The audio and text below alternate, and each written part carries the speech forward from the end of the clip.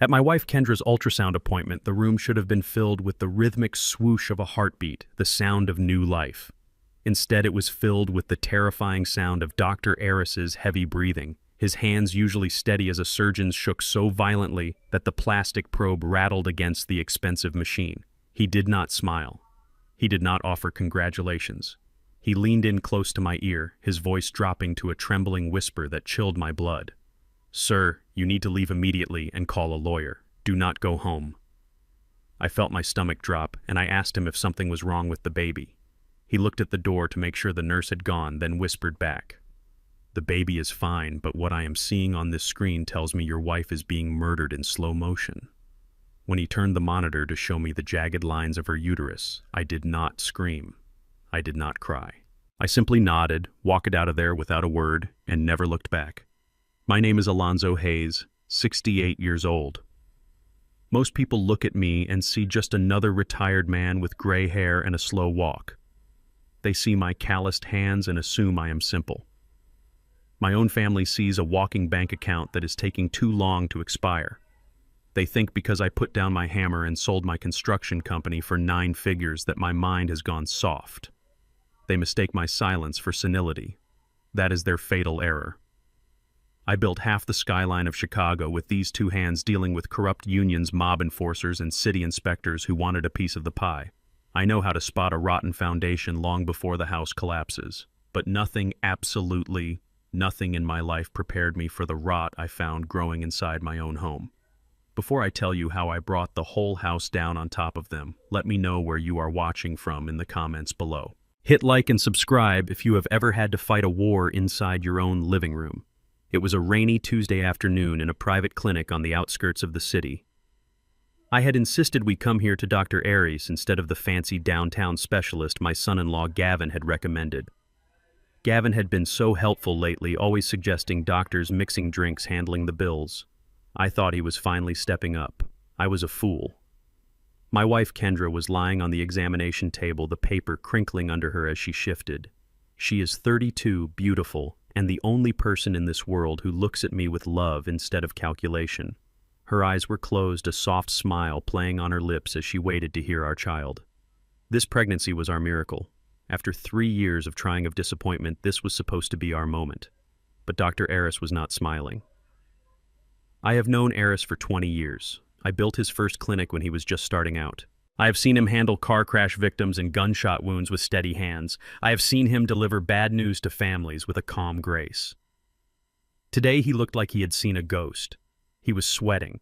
Beads of perspiration had formed on his forehead, glistening under the fluorescent lights.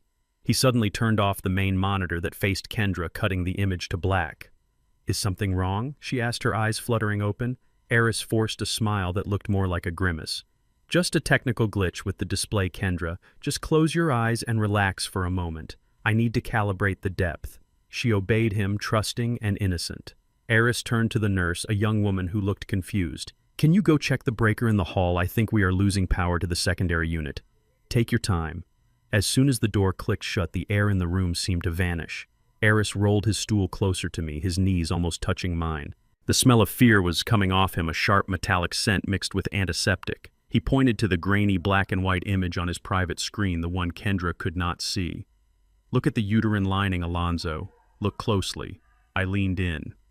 I know blueprints. I know structural integrity. I know what a solid wall looks like, and I know what a crumbling one looks like. The image on the screen looked like a wall that had been taken to with a sledgehammer. The lining was thin, jagged, and uneven. "I don't understand," I said, keeping my voice low so Kendra wouldn't hear. "Is it a defect?" Aris shook his head violently. "No, this isn't natural thinning. This is chemical erosion. I see traces of heavy scarring consistent with long-term exposure to mifepristone." The word hung in the air like smoke.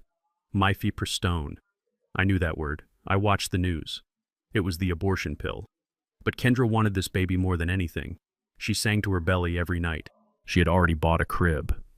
Aris continued, his whisper urgent and terrified. "Someone is microdosing her, Alonzo. Just enough to weaken the sac. Just enough to cause a miscarriage that looks natural. If she goes into labor now, or if the dosage increases even slightly, the uterine wall will rupture. She will bleed out in minutes. This is not a medical condition." This is an assassination attempt. My blood ran cold. The room spun. Suddenly a memory flashed in my mind. Every morning, Gavin, my son-in-law, the man who lived in my guest house, the man who called me Dad, would bring Kendra a special green smoothie. "Here, Kendra," he would say with that charming smile of his. "It is full of iron and folic acid. Good for the baby." He insisted on making it himself. He would not let the housekeeper touch the blender. He was feeding her poison. He was smiling at her, asking about her day, and feeding her death in a glass. I felt a rage building in my chest that I haven't felt since my days on the iron sites, a hot, blinding fury that wanted to tear the room apart. I wanted to roar. I wanted to drive home and wrap my hands around Gavin's neck until the light went out of his eyes. But I pushed it down. I swallowed the scream that was clawing at my throat. If I panicked, Kendra would panic. If she panicked, her blood pressure would spike, and with her uterus in this condition, I might lose them both right there on the table. I stood up. My knees didn't hurt anymore. The arthritis that usually plagued me was gone, replaced by pure adrenaline. I squeezed Eris's shoulder. His eyes were wide, begging me not to do anything rash. "Print the file," I said, my voice sounding strange to my own ears. It was calm, deadly calm. "Print it and then delete it from your system. Make it look like a routine checkup." "But Alonzo, you have to go to the police," Aris hissed. "Not yet," I said. "If I go to the police now, they will arrest him, he will make bail, and he will hire a lawyer who will claim Kendra took the pills herself. He will drag her name through the mud. Number one, I need to catch him. I need to bury him." I walked back to the table. Kendra opened her eyes. "Is everything okay, baby?" she asked, sensing the shift in the atmosphere. I looked at my wife, the woman I loved more than life itself, and I lied to her. I forced the muscles in my face to relax. I summoned every ounce of strength I had to produce a warm, reassuring smile. "Everything is perfect, honey. The doctor just says you are a little dehydrated and the lining is a bit thin. You need extreme rest, no stress.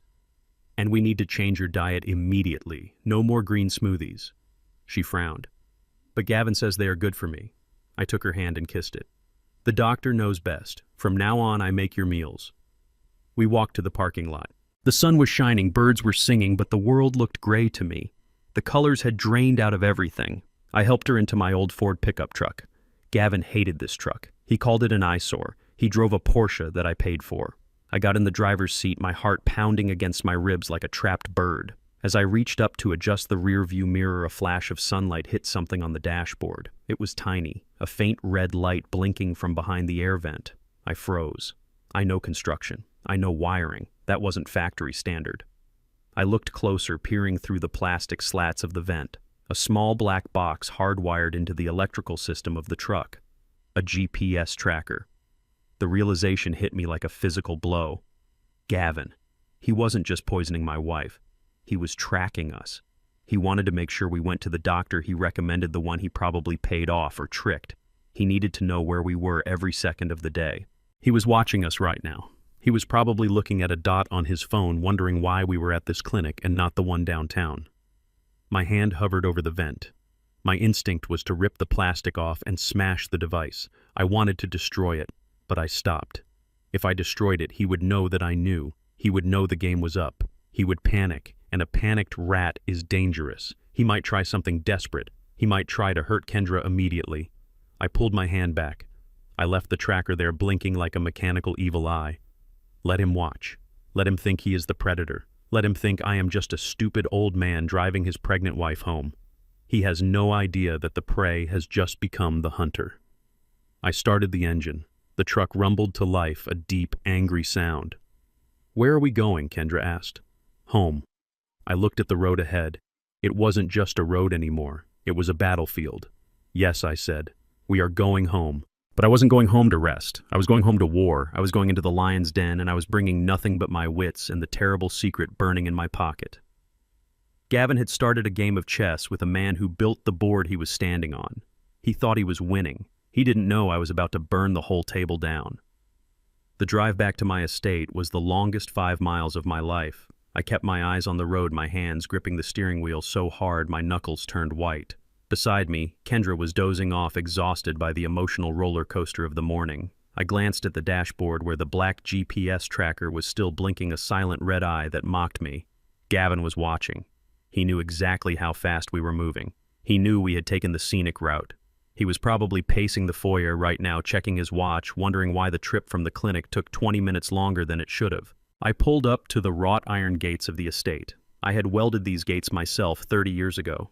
Back then, they represented safety and success. They were a symbol that Alonzo Hayes, the boy from the Southside Projects, had made it. Now, as they swung open with a heavy groan, they felt like the doors of a prison cell closing behind me. I parked the truck next to Gavin's shiny Porsche. The contrast made me sick.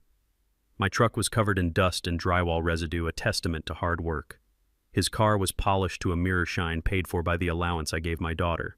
Before I could even turn off the engine, the front door of the mansion flew open. Gavin stepped out. He was wearing a cashmere sweater and designer jeans, looking every inch the concerned son-in-law.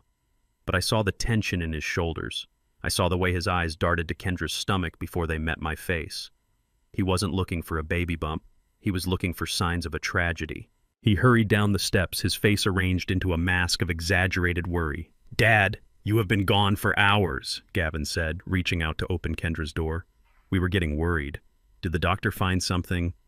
Is everything okay with the pregnancy? He didn't ask how Kendra was feeling. He asked about the pregnancy. He asked about the obstacles standing between him and my fortune. I got out of the truck, moving slowly, letting my shoulders slump. I needed him to see a tired, defeated old man. I needed him to think his plan was working. "The doctor says she is very weak, Gavin," I said, keeping my voice raspy. "He says the baby is fragile. We almost lost it today." I saw a flicker of hope in his eyes just for a fraction of a second before he covered it with fake sympathy. "Oh no, that is terrible. But the baby is still there." "Still there," I said. "But she needs total bed rest. No stress, no excitement, and absolutely no store-bought food." Gavin nodded eagerly. "Of course. We will take care of her. I will make sure she gets her smoothies every morning. They are crucial for her strength." I wanted to punch his teeth down his throat. I wanted to scream that I knew exactly what was in those green smoothies. Instead, I patted his shoulder. "You are a good man, Gavin. Thank you." We walked into the house. The foyer was grand with marble floors and a crystal chandelier that cost more than my first house. My daughter Jasmine was sitting on the velvet sofa scrolling through her phone. She didn't get up. She didn't rush to hug her mother. She just looked up with an expression of mild annoyance. Finally, Jasmine said, "I have a Pilates instructor coming in 20 minutes. I need the living room cleared." What did the doctor say? Is it over? The cruelty of her question took my breath away. Is it over? Not is the baby okay? Not is mom okay? Is it over? She was talking about the pregnancy like it was a tedious television show she wanted to cancel. Kendra looked at Jasmine with hurt in her eyes, but she was too tired to fight. I signaled for the housekeeper to help Kendra up to the master bedroom. Once my wife was out of earshot, the atmosphere in the room shifted. It became colder, sharper. Jasmine stood up and walked over to me, waving a piece of paper. "Since you are finally back, you need to sign this check, Dad. The pool heater is acting up again. The repair guy says we need a whole new system. It is $12,000. I looked at my daughter. She was 30 years old, healthy and capable. Yet she stood there with her hand out demanding money like a spoiled teenager. She had never worked a real day in her life. I had given her everything, private schools, cars, this house, and in return she treated me like an ATM that was malfunctioning. "I paid for the pool maintenance last month, Jasmine," I said, walking past her toward the kitchen. "Maybe if you and Gavin got jobs, you could pay for your own heated swimming pool." Gavin stepped in front of me, blocking my path. His smile was tight. "Come on, Dad. You know the market is tough right now. My hedge fund is just going through a restructuring phase. We are about to close a big deal." I knew about his hedge fund. I had my investigators look into it months ago. It was a shell company. He wasn't managing money. He was gambling it away on high-risk crypto schemes and sports betting. He was drowning in debt, and he was using my money to stay afloat. "Restructuring," I scoffed. "Is that what they call being broke these days?" Jasmine slammed the invoice onto the marble island. "Stop being so stingy, Dad. You are sitting on a mountain of cash. What are you saving it for? You are 68 years old. You can't take it with you." There it was, the ugly truth. They were counting the days. They looked at me and saw an expiration date. "I am saving it for my son," I said quietly. The room went deadly silent. The word hung in the air. "Son." Jasmine's face twisted in anger. That thing isn't even born yet, and you don't even know if it is a boy. It is a boy, I lied. The doctor confirmed it today. I watched the blood drain from Gavin's face. He looked like he had been punched in the gut. He knew the terms of my will better than I did. I had set up the trust 5 years ago before I met Kendra, back when I thought I would die alone. The clause was simple. If I had no male heir, the entire estate would be divided between Jasmine and Charity. But if I had a son of Hayes to carry on the name, he would inherit 70% of the empire. Jasmine would get a comfortable stipend, but she would never control the capital. 70%. That was $50 million. That was the price tag on Kendra's belly. That was why Gavin's hands shook. That was why he was poisoning my wife. He wasn't just killing a baby. He was trying to stop a $50 million loss. Well, Gavin stammered, his voice cracking. That is great news, Dad. A son.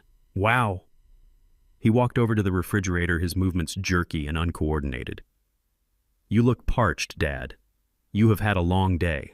Let me make you something. Some fresh orange juice. I just bought a crate of organic oranges. I leaned against the counter watching him. I watched him take a knife and slice the oranges. I watched him turn his back to me to load the juicer. His body blocked my view for just a few seconds. It was a clumsy sleight of hand. He was reaching into his pocket.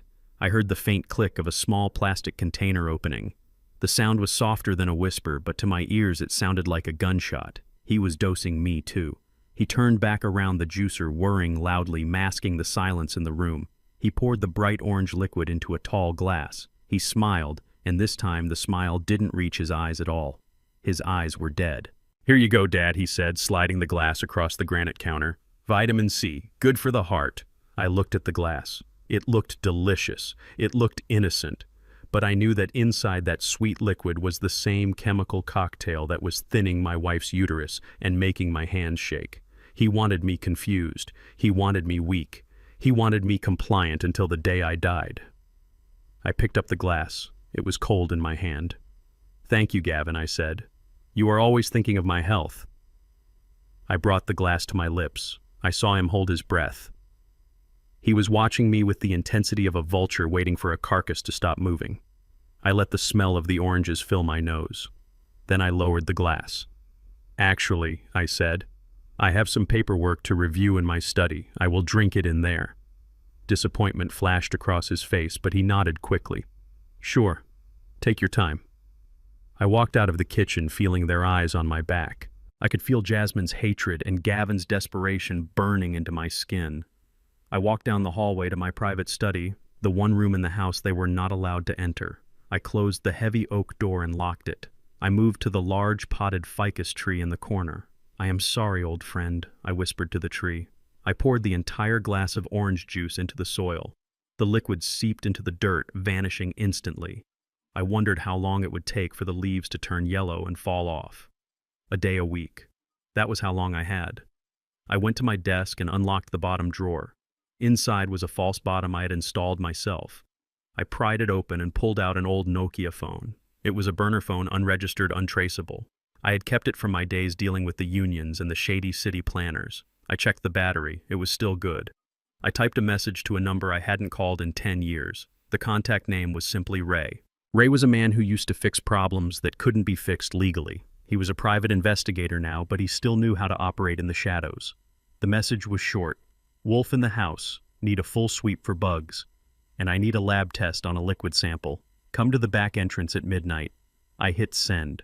I sat back in my leather chair and looked at the empty glass on my desk. My hands were not shaking anymore. The fear was gone. It was replaced by a cold, hard resolve. They wanted a senile old man. They wanted a victim. They had no idea they had just declared war on a man who built skyscrapers out of steel and grit. I looked at the family portrait on my desk, a picture taken years ago when I thought Jasmine actually loved me. I turned the frame face down. The time for family was over. The time for survival had begun. I took a deep breath, stood up, and prepared to play the role of my life. I would be the confused old man. I would be the victim. I would let them think they were winning right up until the moment I tightened the noose around their necks. I unlocked the study door and stepped back out into the hallway, ready for the next round. The hardest part of construction has never been the building. Any man with a strong back and a hammer can put up a wall. The hardest part is the demolition. It is watching something you spent years creating be reduced to dust and rubble so you can start over. That evening at dinner, I had to become the wrecking ball of my own dignity. I had to destroy the image of Alonzo Hayes, the strong, sharp businessman, and replace him with a confused, stumbling old man who could barely hold a fork. It was the only way to make them drop their guard. It was the only way to survive. We were sitting at the long mahogany dining table. The air conditioner was humming, but the room felt suffocated by the heat of their secrets. Gavin was cutting his steak with precise surgical movements. Jasmine was texting under the table. Kendra was picking at her salad, looking pale and exhausted. I knew I had to make my move. I let my hands start to tremble. It wasn't hard. The rage vibrating in my bones made the shaking almost natural. I reached for the heavy crystal water pitcher. I gripped the handle, then deliberately let my fingers go limp. The pitcher slipped. It hit the edge of my porcelain plate before crashing onto the floor. Water and shards of crystal exploded everywhere, soaking the Persian rug I had bought in Morocco 20 years ago. "Oh God," Jasmine shrieked, jumping up as water splashed her designer heels. "Dad, what is wrong with you? You are making a mess." I sat there staring blankly at the puddle. I didn't apologize. I didn't offer to clean it up. I just looked at Gavin with cloudy, confused eyes.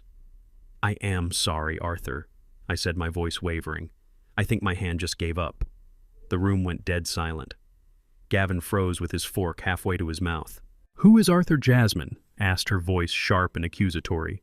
"His name is Gavin, Dad. You have known him for 5 years. Why did you call him Arthur?" I blinked slowly, feigning confusion. "Arthur? Gavin. Yes. The boy who drives the car."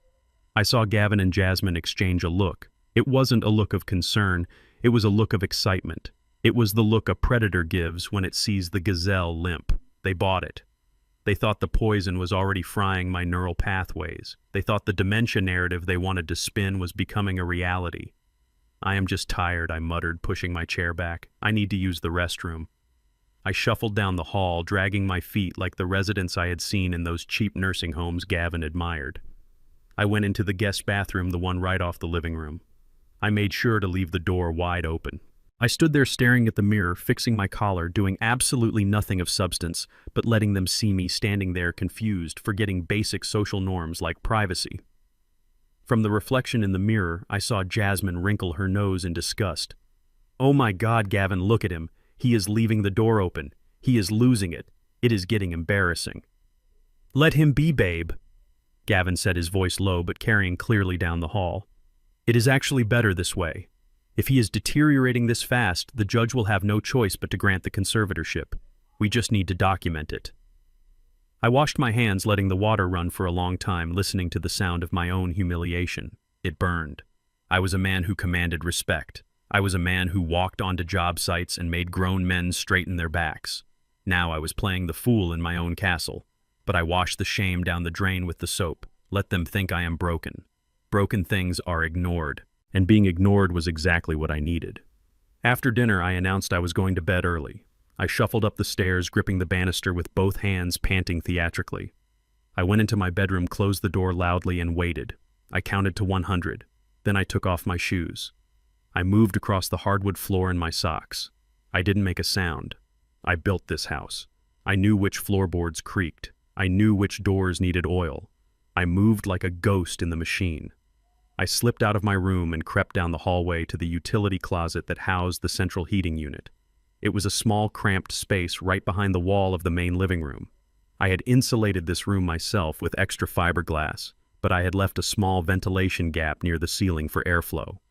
It acted like a perfect amplifier for anyone speaking in the lounge. I squeezed myself into the dark space between the water heater and the wall. The air was hot and smelled of dust and copper. My knees ached as I crouched down, but I didn't move.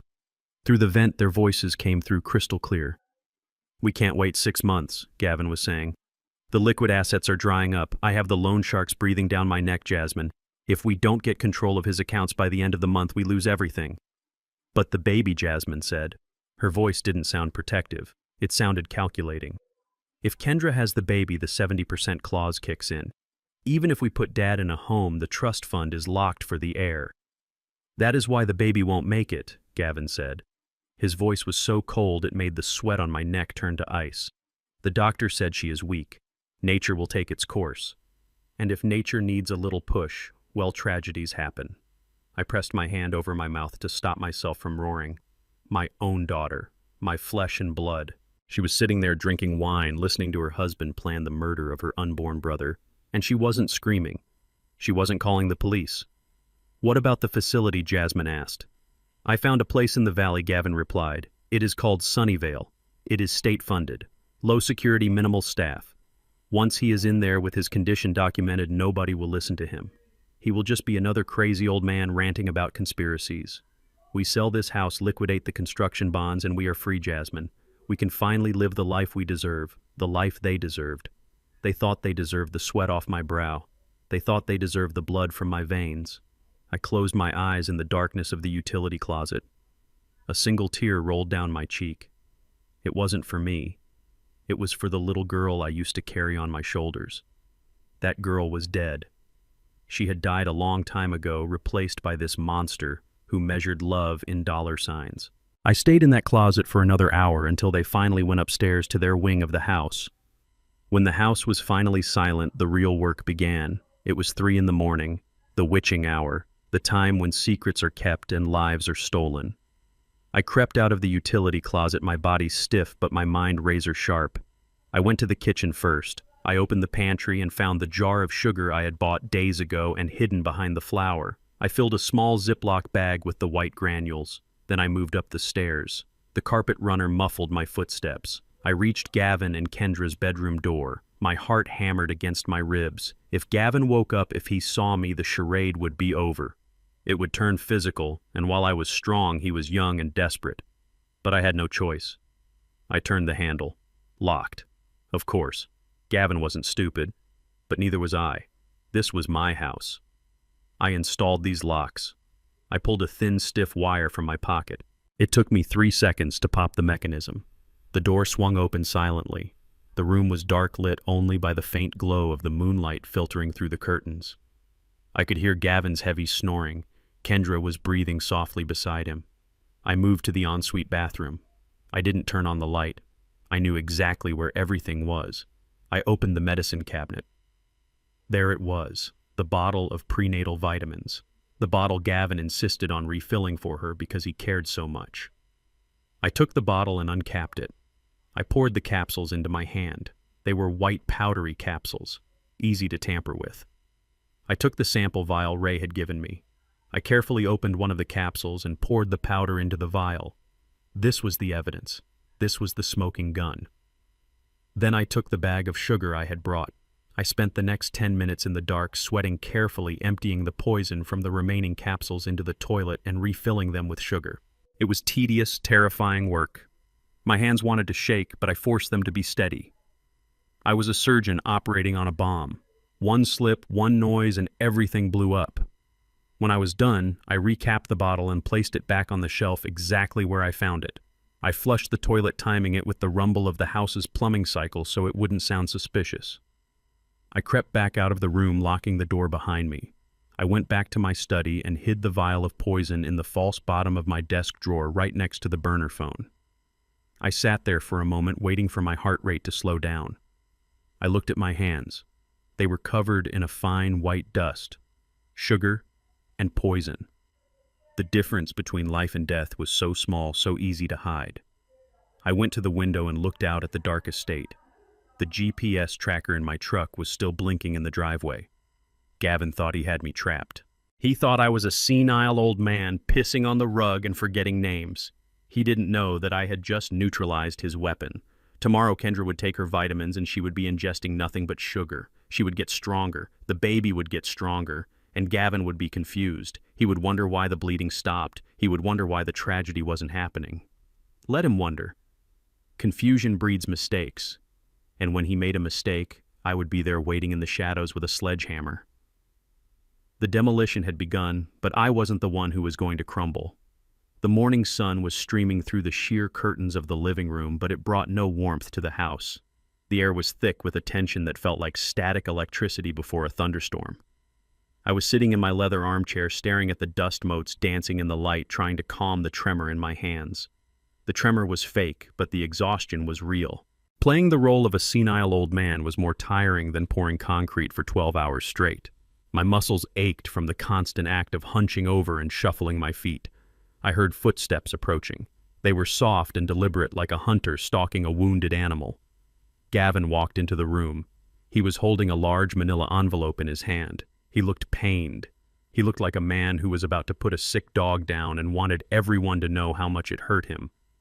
He sat down on the ottoman opposite me and sighed heavily. The sound was so theatrical I almost laughed, but I kept my mouth slightly open and my eyes unfocused. "Dad, we need to talk," Gavin said, his voice dripping with synthetic concern. "I found something. I did not want to show you this. God knows I did not want to be the one to break your heart. But you have a right to know. You have a right to know who you are leaving your legacy to." I blinked slowly, looking from his face to the envelope. "What is it, Arthur?" I asked, using the wrong name again just to see his jaw tighten. "It is Gavin, Dad," he corrected patiently. "And this is about Kendra." He slid the envelope across the coffee table. I reached for it, making my hand shake violently, so it took me 2 tries to grasp the paper.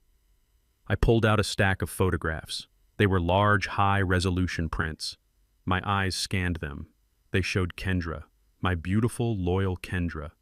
She was in a parking lot somewhere, standing next to a tall, athletic black man in a hoodie. In one photo, they were hugging. In another, his hand was on her stomach. In the third and most damning one, they appeared to be kissing deeply. I looked at the photos. Then I looked closer. I spent 40 years looking at blueprints. I know how to spot a structural flaw from a mile away. I know when a shadow falls the wrong way.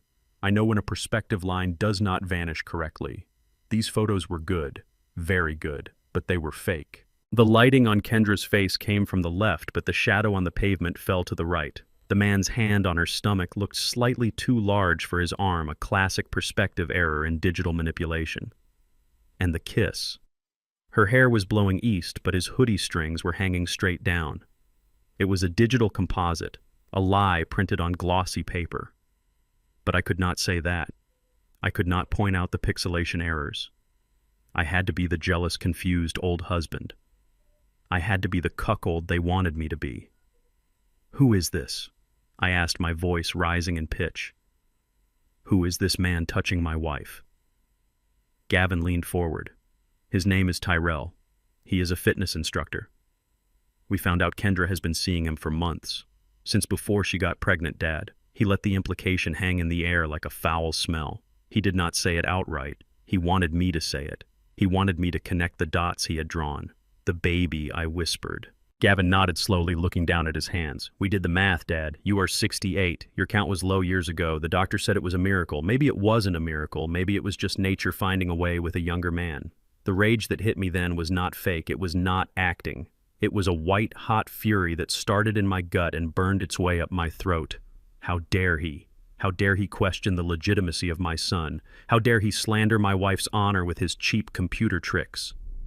I wanted to reach across the table and snap his neck, but I channeled that rage. I took that fire and I poured it into the performance of a lifetime.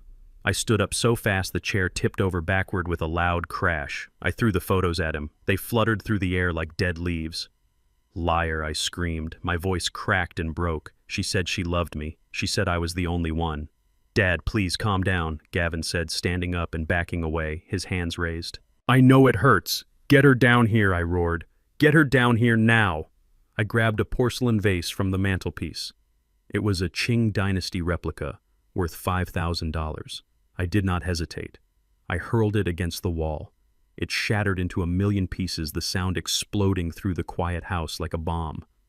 The noise brought them running. Jasmine appeared at the top of the stairs. She was holding her phone up, filming. The red record light was on. She wasn't running to help. She was running to document the violent outburst of her demented father.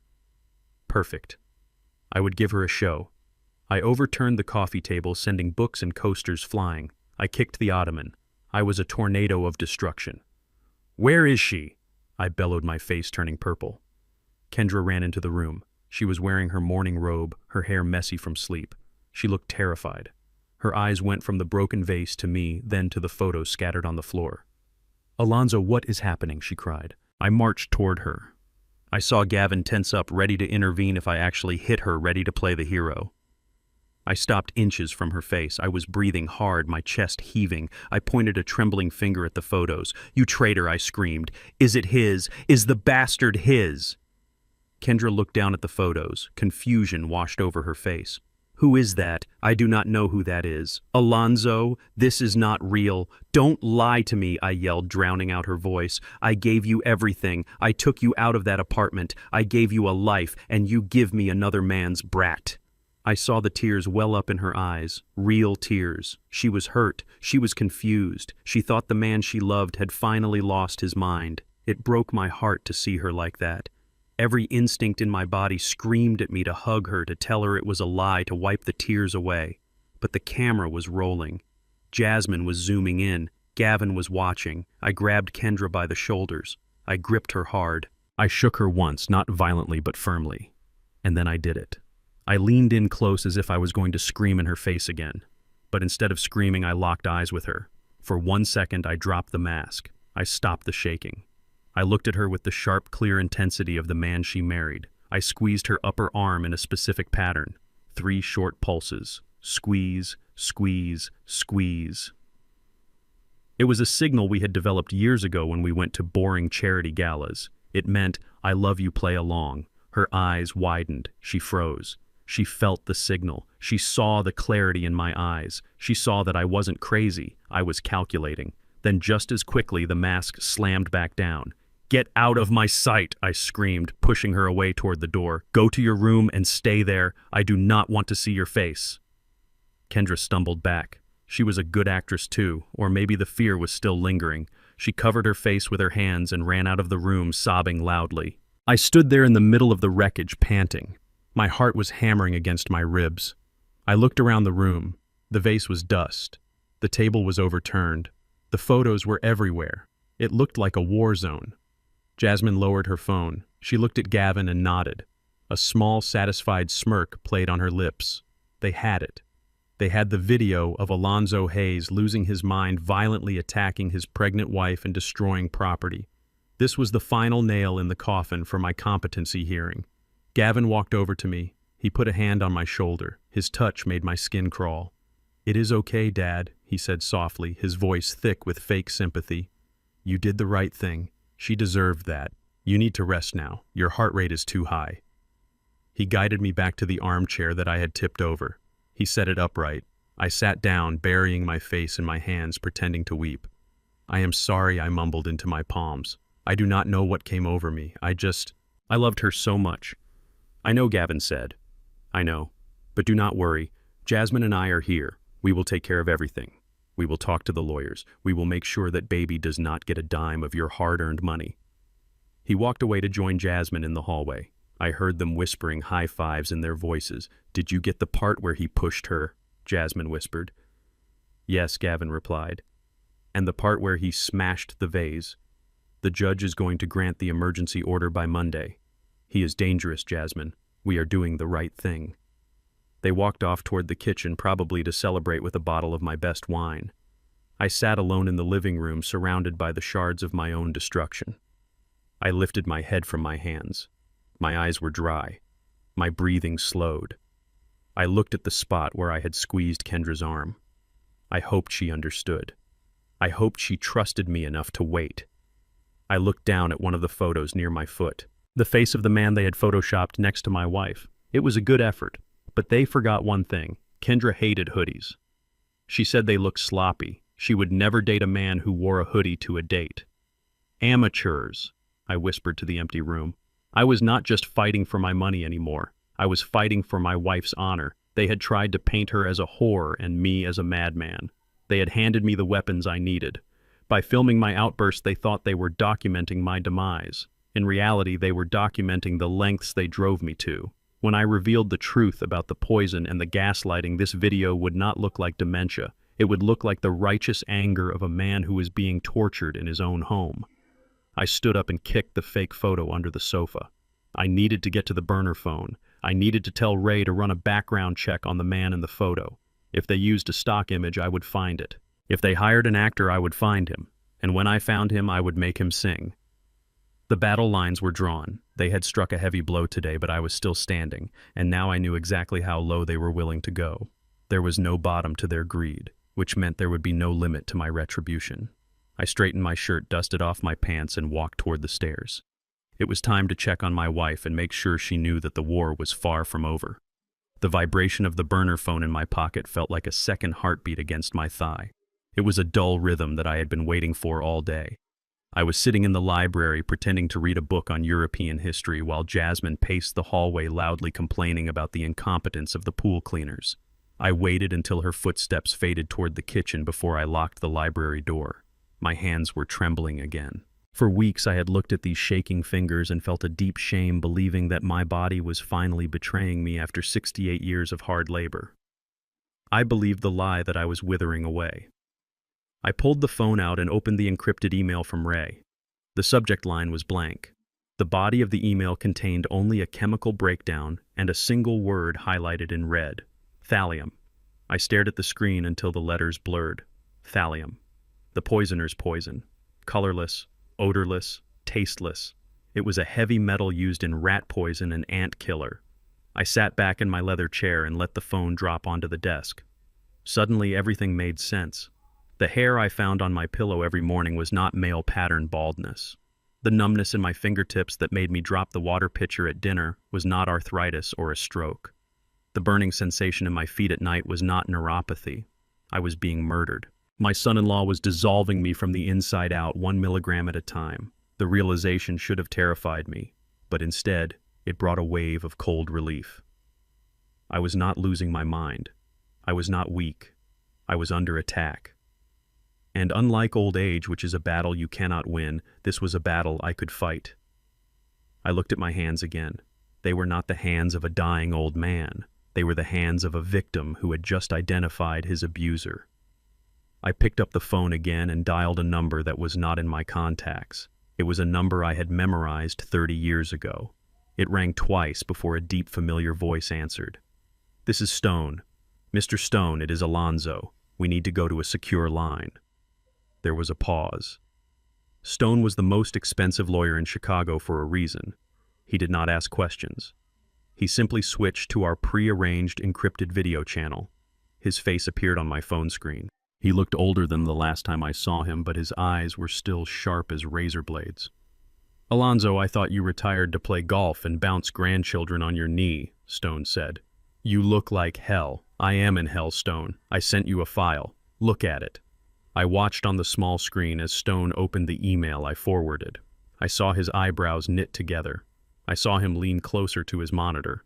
When he looked back at me, the professional mask was gone, replaced by genuine horror. "Is this your blood work, Alonzo? Mine and Kendra's. Jesus Christ. You need the police. You need an ambulance." "No. I need a trust." I explained everything to him. I told him about the baby, about the 70% clause, about Gavin and Jasmine and the staged intervention that was coming.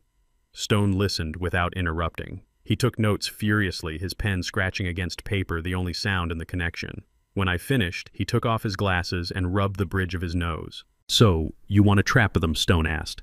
"I do not just want to trap them. I want to crush them. They want control of my assets. They want to prove I am incompetent so they can take power of attorney. I want to give it to them." Stone looked at me like I was crazy. "You want to give them the company? I want you to draft a reversible living trust. It needs to look exactly like the standard transfer of power document they are going to try to force me to sign. It grants Gavin full control over the Hayes liquidity and assets. But I want a Clause 4B buried in the definitions section." Stone picked up his pen again, a small smile playing on his lips. "Go on." "Clause 4B states that upon assuming control of the assets, the trustee also assumes full immediate personal liability for all existing debts attached to the estate and its subsidiaries. And here is the kicker, Stone. I want you to attach the toxic assets from the failed Vegas project we wrote off 10 years ago. The ones with the massive EPA fines pending." Stone started to chuckle. It was a dry, dark sound. "You are evil, Alonzo. If he signs that he becomes personally responsible for $20 million in federal fines the moment the ink is dry." "Exactly. And I want a secondary trigger. The trust is reversible upon the birth of a male heir confirmed by DNA test." So the moment my son is born, the assets revert to him, but the debts stay with Gavin. It is a poison pill, Stone said admiringly. He thinks he is swallowing a golden goose, but he is swallowing a grenade. Draft it. Make it look official. Use the letterhead from the firm they hired the fake one. I will make sure they think it is their idea. Consider it done. But Alonzo, you need to get out of that house. Thallium is cumulative. If he ups the dose, you won't make it to the signing. I have switched the pills. I am safe for now. Just get the papers ready. I ended the call and wiped the phone. I sat in the dark library feeling the weight of the strategy I had just set in motion. It was a dangerous game. I was betting my life that Gavin's greed would blind him to the fine print. I was betting that he was so desperate for the money he wouldn't read the liability clauses. I needed water, real water. I had a stash of bottled water hidden in the false bottom of the grandfather clock in the hallway. I unlocked the library door and stepped out. The house was quiet. Too quiet. It was past midnight. Jasmine and Kendra were asleep, but a faint light was coming from the garage. I moved toward it, my socks sliding silently on the marble. The door to the garage was cracked open an inch. I could hear a voice. It was Gavin. He sounded frantic. Please listen to me, Sal. I just need a few more days. I pressed my ear against the gap in the door frame. I could smell the exhaust fumes and the stale odor of cigarette smoke. Gavin never smoked in the house. He was pacing back and forth in front of his Porsche, his shadow stretching long and thin across the concrete floor. No, do not come to the house, Gavin whispered, his voice cracking with panic. The old man is still kicking. He is tough, Sal. The natural causes route is taking too long. He paused, listening to the person on the other end. I could hear the tinny sound of screaming coming from the phone. Whoever Sal was, he was not happy. I know it is 5 million. I know the interest is compounding. Look, Sal, he is losing his mind. We have the intervention scheduled. Once he signs the power of attorney, I can transfer the funds immediately. Monday at the latest. Another pause. Gavin ran his hand through his hair, pulling at it. If I do not pay by Monday. Okay, Sal, I get it. A life for a debt. I understand. He hung up the phone and slumped against the hood of the car. He slid down until he was sitting on the dirty floor, his head in his hands. He looked pathetic. He was a man who had dug a hole so deep he could no longer see the sky. $5 million. He had gambled away everything, and now the sharks were circling. I stood in the shadows watching him. This was the final piece of the puzzle. This was the motive. It wasn't just greed, it was survival. Gavin was a dead man walking. If he didn't get my money by Monday, Sal would kill him. That meant Gavin had a deadline. And because he had a deadline, I had a deadline. He would not wait for the thallium to work slowly anymore. He needed me incapacitated now. He needed that signature this weekend. The accident he was planning, the one he hinted at during the drive, it was going to happen soon, probably tomorrow. I watched him stand up and kick the tire of his car in frustration.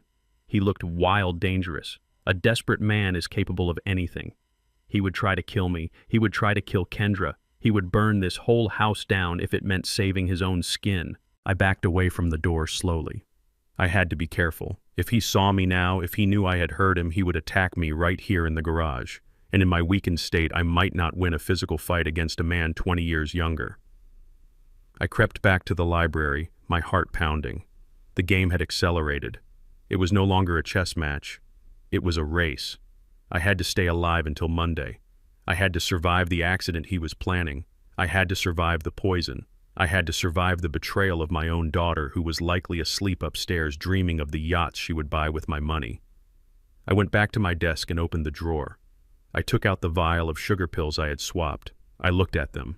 They were my only defense. I had to play the part of the dying man so well that Gavin would think he had already won. I had to make him arrogant. Arrogance causes mistakes, and I needed him to make one big fatal mistake. I looked at the calendar on the wall. Today was Wednesday. The intervention was likely planned for Sunday. 4 days to walk through a minefield without triggering an explosion. I thought about Kendra sleeping upstairs, innocent and unaware that her husband was negotiating her death to pay a gambling debt. A fierce protectiveness surged through me. I would not let them touch her. I would not let them touch my sons. I took a deep breath and prepared myself. Tomorrow Gavin would invite me to play golf or go for a drive. He would try to stage an accident. I had to be ready. I had to be stronger than I looked.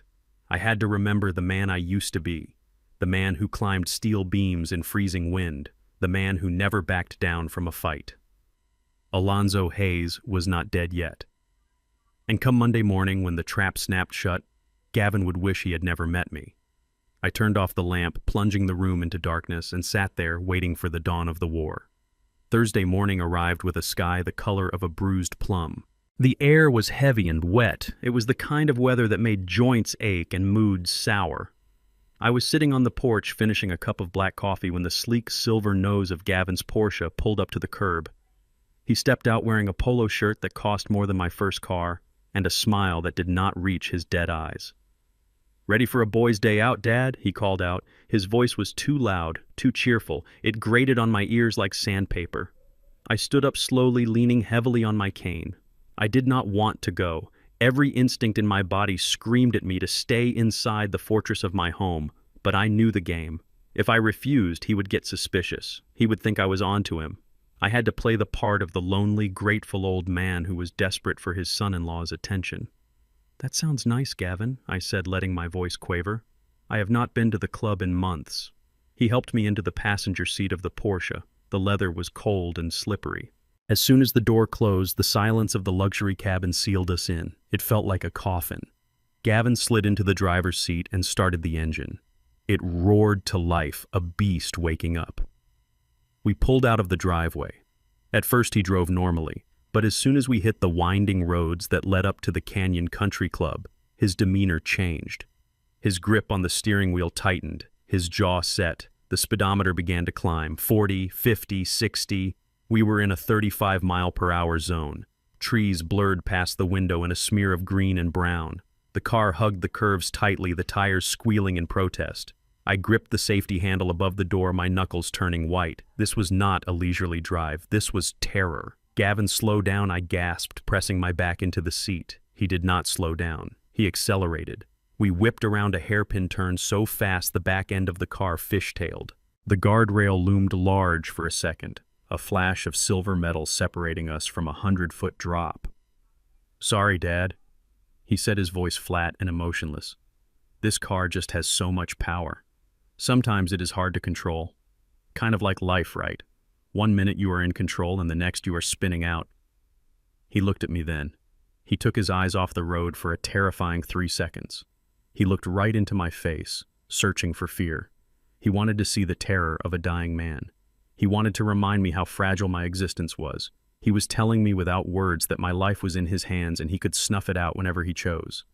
I gave him what he wanted. I squeezed my eyes shut and let out a whimper. "Please, Gavin. My heart." He laughed. It was a short, sharp bark of a laugh. Then he slammed on the brakes, slowing the car down to a crawl just as we entered the club gates. "Just having a little fun, Dad," he said, patting my knee. "You need to feel alive while you still can." I opened my eyes and looked at him. I saw the disappointment in his face. He had hoped for a heart attack. He had hoped the stress of the drive would finish what the poison had started. But my heart was not weak. It was pounding, yes, but it was pounding with the rhythm of a war drum. We parked and rented a golf cart. The course was empty due to the threatening weather. The wind was whipping off the cliffs, howling through the trees. It was desolate and beautiful and dangerous, perfect for an accident. We played 3 holes in silence. I played badly on purpose, whiffing the ball, hitting it into the sand traps. Gavin watched me with pitying eyes, checking his phone constantly. I knew he was checking the time. He had a deadline. Monday was coming. On the 4th hole, the fairway ran alongside a steep drop-off. Below, jagged rocks jutted out of the churning ocean. The wind was fierce here, tearing at our clothes. Gavin stopped the cart near the edge. "Hey, Dad, look at that view," he said, pointing toward the cliffs. "You used to love this view. Remember?" I nodded and stepped out of the cart. I leaned on my putter, using it for balance. I walked toward the edge, but I stayed a safe distance back. I knew construction. I knew about unstable ground. I knew that one push here would look like a tragic slip. Gavin walked up behind me. I could feel his presence like a cold shadow. The wind roared, masking the sound of his footsteps. "You know, Dad," he said, shouting over the wind, "Jasmine and I have been talking. We think it might be time for you to retire for real. Move somewhere quieter, somewhere with full-time care." I did not turn around. I stared at the waves crashing against the rocks below. "Is that what you want, Gavin?" I asked. "You want to lock me away?" "It is for your own safety," he said, stepping closer. I could feel his breath on my neck. "You are getting confused. You are seeing things. You are breaking things. You are a danger to yourself." He was right behind me now. I tensed my muscles. I shifted my weight to my left foot the way I used to when I was bracing a heavy beam. I knew what was coming. "Why don't you take a closer look, Dad?" he said. I felt his hand on my back. It was not a pat. It was a shove. He pushed me hard toward the edge. In his mind, the script was written. The frail old man would stumble, lose his footing, and tumble onto the rocks below. A tragic accident, a grieving son-in-law, a closed casket. But Alonzo Hayes does not follow scripts written by amateurs. As he pushed, I did not stumble forward. I pivoted. I spun on my heel with the grace of a man who had spent 40 years walking on narrow steel girders in high winds. I dropped my center of gravity and swung my arm backward. I was holding a 9-iron. It was solid steel. I did not hit him. I did not want to go to jail for assault, but I swung that club with the full force of my upper body. The steel head of the club sliced through the air inches from his face. It made a sound like a whip cracking. Whoosh! Gavin stumbled back, terrified by the sudden violence of the movement. He fell onto the grass, scrambling backward on his hands and knees. His face was white as a sheet. He looked up at me, and for the first time he did not see a senile old man. He saw a man standing with his feet planted wide, holding a golf club like a weapon of war. He saw shoulders that were broad and powerful beneath the cardigan. He saw eyes that burned with a cold blue fire. "Careful, Gavin," I said, my voice steady and hard, cutting through the wind. "The grass is slippery here. You could get hurt." He stared at me, his mouth opening and closing like a fish. He had seen the truth. He had seen the strength I was hiding. I thought you were falling," he stammered, lying through his teeth. "I was trying to catch you." I lowered the club, slowly leaning on it again, resuming my hunch. The mask slipped back into place, but the message had been delivered. "My balance is better than you think, son," I said softly. "I learned to stand my ground before you were even born. Now pick up your ball. You are slowing us down." We finished the round in silence. Gavin kept his distance. He looked at me with a mixture of fear and confusion. He could not reconcile the frail old man he saw at dinner with the warrior who had just nearly taken his head off with a 9-iron. Good. Let him be confused. Fear makes people sloppy. The drive home was quiet. He drove the speed limit. When we pulled into the driveway, the sky had finally opened up and rain was falling in sheets. It matched the feeling in my gut. I was exhausted. The adrenaline was fading, leaving me with a deep, bone-weary ache. I opened the front door, expecting to hear the familiar click of claws on the hardwood floor. Duke, my 10-year-old golden retriever, usually met me at the door. He was the only living thing in this house besides Kendra that I trusted. He slept at the foot of my bed. He listened to my troubles. "Duke," I called out. "Here, boy." Silence. The house was dark. The rain hammered against the roof. A cold dread settled in my stomach. It was heavier than the fear I felt in the car. I walked into the living room. Kendra was not home. She was at her mother's house for the afternoon, something I had insisted on to get her away from the poison.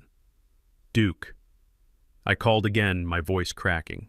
I saw something near the French doors leading to the garden. It was a lump of golden fur lying on the Persian rug. It was near the potted ficus tree, the tree where I had poured the orange juice yesterday. No, no, no, no. I dropped my cane. I fell to my knees beside him.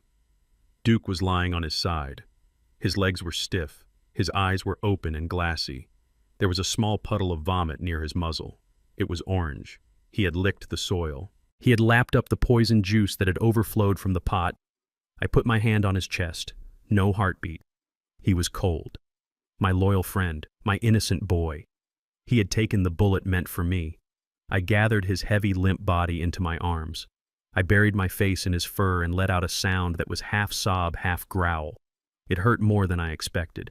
This dog had been with me since the day I retired. He was family. And he was dead because of Gavin's greed. I heard footsteps behind me. Gavin walked into the room. He stopped when he saw me on the floor. He looked at the dog, then at the potted plant, then at me. "Oh man," he said, his voice flat. "Looks like the old ticker finally gave out." He was old Dad. These things happen. These things happen. That was all he had to say. Not I am sorry. Not what happened. Just these things happen. I looked up at him. Tears were streaming down my face, but behind the tears my eyes were dry ice. I saw him smile, a tiny, almost imperceptible twitch of his lips. He was glad. He was glad the dog was dead because it meant the poison worked. It was a field test and it was a success. I will call the landscapers to take care of it, Gavin said, turning to walk away. Do not worry about it, Dad. Get some rest. I watched him walk away.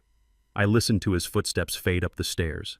I looked down at Duke. I closed his eyes gently. I promise you, I whispered to the silence. I promise you he will pay for this. I did not call the landscapers. I went to the garage and got a shovel. I went out into the pouring rain. I dug the grave myself in the corner of the yard under Duke's favorite oak tree. The rain mixed with the sweat and tears on my face. My muscles burned. My back screamed in protest. But I kept digging. With every shovelful of wet earth, I buried my mercy. I buried my hesitation. Gavin had crossed the final line. He had killed an innocent. He had brought death into my home. I finished burying Duke as the sun went down. I stood over the fresh mound of earth, leaning on the shovel, breathing hard. I was soaked to the bone. I was shivering, but I felt stronger than I had in years. Monday was coming. The intervention. The trap. I went back inside and walked straight to my study. I unlocked the drawer and took out the file Stone had sent me. The Reversible Living Trust. The Poison Pill.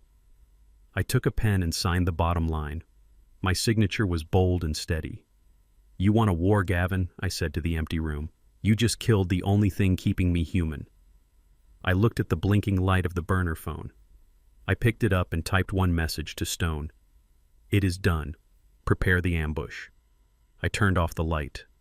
The house was dark and cold, but the fire inside me was raging. The accident on the cliffs did not kill me. The poison did not kill me. But the death of my dog had killed the last shred of Alonzo Hayes, the father. Now only Alonzo Hayes, the executioner, remained. And on Monday, the executioner would swing his axe. Sunday morning felt less like a day of rest and more like a funeral procession. The house was quiet, but it was the silence of a held breath before a scream. I woke up with a headache that thumped in rhythm with my pulse, a lingering souvenir from the thallium still circulating in my blood. I dressed slowly, choosing my best Sunday suit, a navy blue three-piece with a crisp white shirt. If they were going to bury me today, I was going to look like the boss while they held the shovel. I tied my tie with steady hands, ignoring the numbness in my fingertips. I looked in the mirror one last time. The man staring back at me looked tired. His eyes were sunken and his skin was gray, but deep inside those eyes there was a spark of cold blue fire that refused to go out. I walked down the grand staircase, gripping the banister. Below in the living room, the vultures had gathered. Gavin was there wearing a suit that was too shiny and a smile that was too tight. Jasmine was sitting on the sofa, dabbing at dry eyes with a tissue. But they were not alone. There were two strangers in the room. One was a man in a cheap brown suit who smelled of stale coffee and desperation. The other was a woman with a severe haircut and a clipboard. This was it. The intervention. The ambush. "Good morning, Dad," Jasmine said, her voice trembling with a performance worthy of an Oscar. "Please sit down. We need to have a family meeting." I shuffled into the room, letting my feet drag on the marble. I slumped into the armchair they had positioned in the center of the room like an accused man in the dock. I looked around with wide, confused eyes. "Who are these people, Jasmine?" I asked, my voice raspy. "Is it a party?" "No, Mr. Hayes," the woman with the clipboard said. She spoke to me slowly and loudly as if I were a child or a simpleton. "I am Dr. Evans. I am a geriatric psychiatrist. And this is Mr. Blackwood. He is a court-appointed legal representative." Court-appointed. That was a lie. Gavin had hired him. I could tell by the way the man kept glancing at Gavin for approval. "We are here because we love you, Dad," Gavin said, stepping forward. "We are worried about you. You have been different lately. Violent, confused." "I am not confused," I muttered, gripping the armrests. "I just want my breakfast. Where is Kendra?" "Kendra is in her room," Jasmine said sharply. "She is not part of this. This is about you, Dad." Dr. Evans stepped forward. She did not ask me any questions. She did not check my vitals. She simply looked at her clipboard and started reading a list of symptoms that sounded suspiciously like the script Gavin had written. Mr. Hayes exhibits signs of advanced cognitive decline coupled with paranoid delusions and sudden outbursts of aggression. The incident on Thursday where he attacked his son-in-law with a golf club is a clear indicator that he is a danger to himself and others. Furthermore, the video evidence from Wednesday shows a complete psychotic break. Gavin picked up the remote and pointed it at the 60-inch television mounted above the fireplace. The screen flickered to life. There I was, red-faced, screaming, throwing the vase, shaking Kendra. It looked bad. Taken out of context without knowing about the fake photos or the poison, I looked like a monster. I looked like a madman terrorizing his family. I watched myself on the screen and I felt a pang of shame. Not because I was crazy, but because I had allowed them to push me this far. I had allowed them to turn me into a spectacle. "Turn it off," I whispered. "Please, turn it off." "It is hard to watch, isn't it?" Dad Jasmine said, sniffing loudly. "But we have to face the truth. You are sick. You need help." Dr. Evans nodded solemnly. "Based on the evidence and the family's testimony, I am prepared to sign an involuntary commitment order. Mr. Hayes needs 24-hour supervision in a secure facility." The words hung in the air. Secure facility. That was code for a state-run hellhole where they would drug me into a stupor and let me rot while they spent my money. I looked at Gavin. He was not looking at me. He was looking at the papers on the coffee table. The hunger in his eyes was naked now. "So what happens now?" I asked, letting my voice break. "Are you sending me away?" "We do not want to," Gavin said. "We want you to stay here. We want you to be comfortable. But we need to make sure the family is protected. We need to make sure the assets are managed by someone competent." Mr. Blackwood. The cheap lawyer cleared his throat and pushed a thick stack of documents across the table toward me. "This is a durable power of attorney and a transfer of trust," he explained. "It grants Mr. Gavin full legal authority over your estate, your bank accounts, and your medical decisions. If you sign this, we can avoid the court hearing. You can stay in your home under the care of private nurses." "And if I don't sign," I asked. Gavin leaned in. The nice guy mask vanished. His face was hard and cruel. "If you don't sign, Dr. Evans signs the commitment papers right now. The police are waiting outside. They will drag you out of here in handcuffs. You will go to Sunnyvale. And Kendra, well, Kendra will be on the street by noon." My heart hammered against my ribs. There it was, the leverage. "You wouldn't," I said. "She is pregnant with the baby." "It is not my baby. Remember?" Gavin sneered, using my own fake outrage against me. "You said it yourself. It is probably some trainer's kid. I have no obligation to house a cheating woman and her bastard. Unless you sign. If you sign, she stays. She gets the best doctors. She lives here in luxury." I looked at the papers. Then I looked at the stairs. I could see Kendra standing in the shadows of the landing.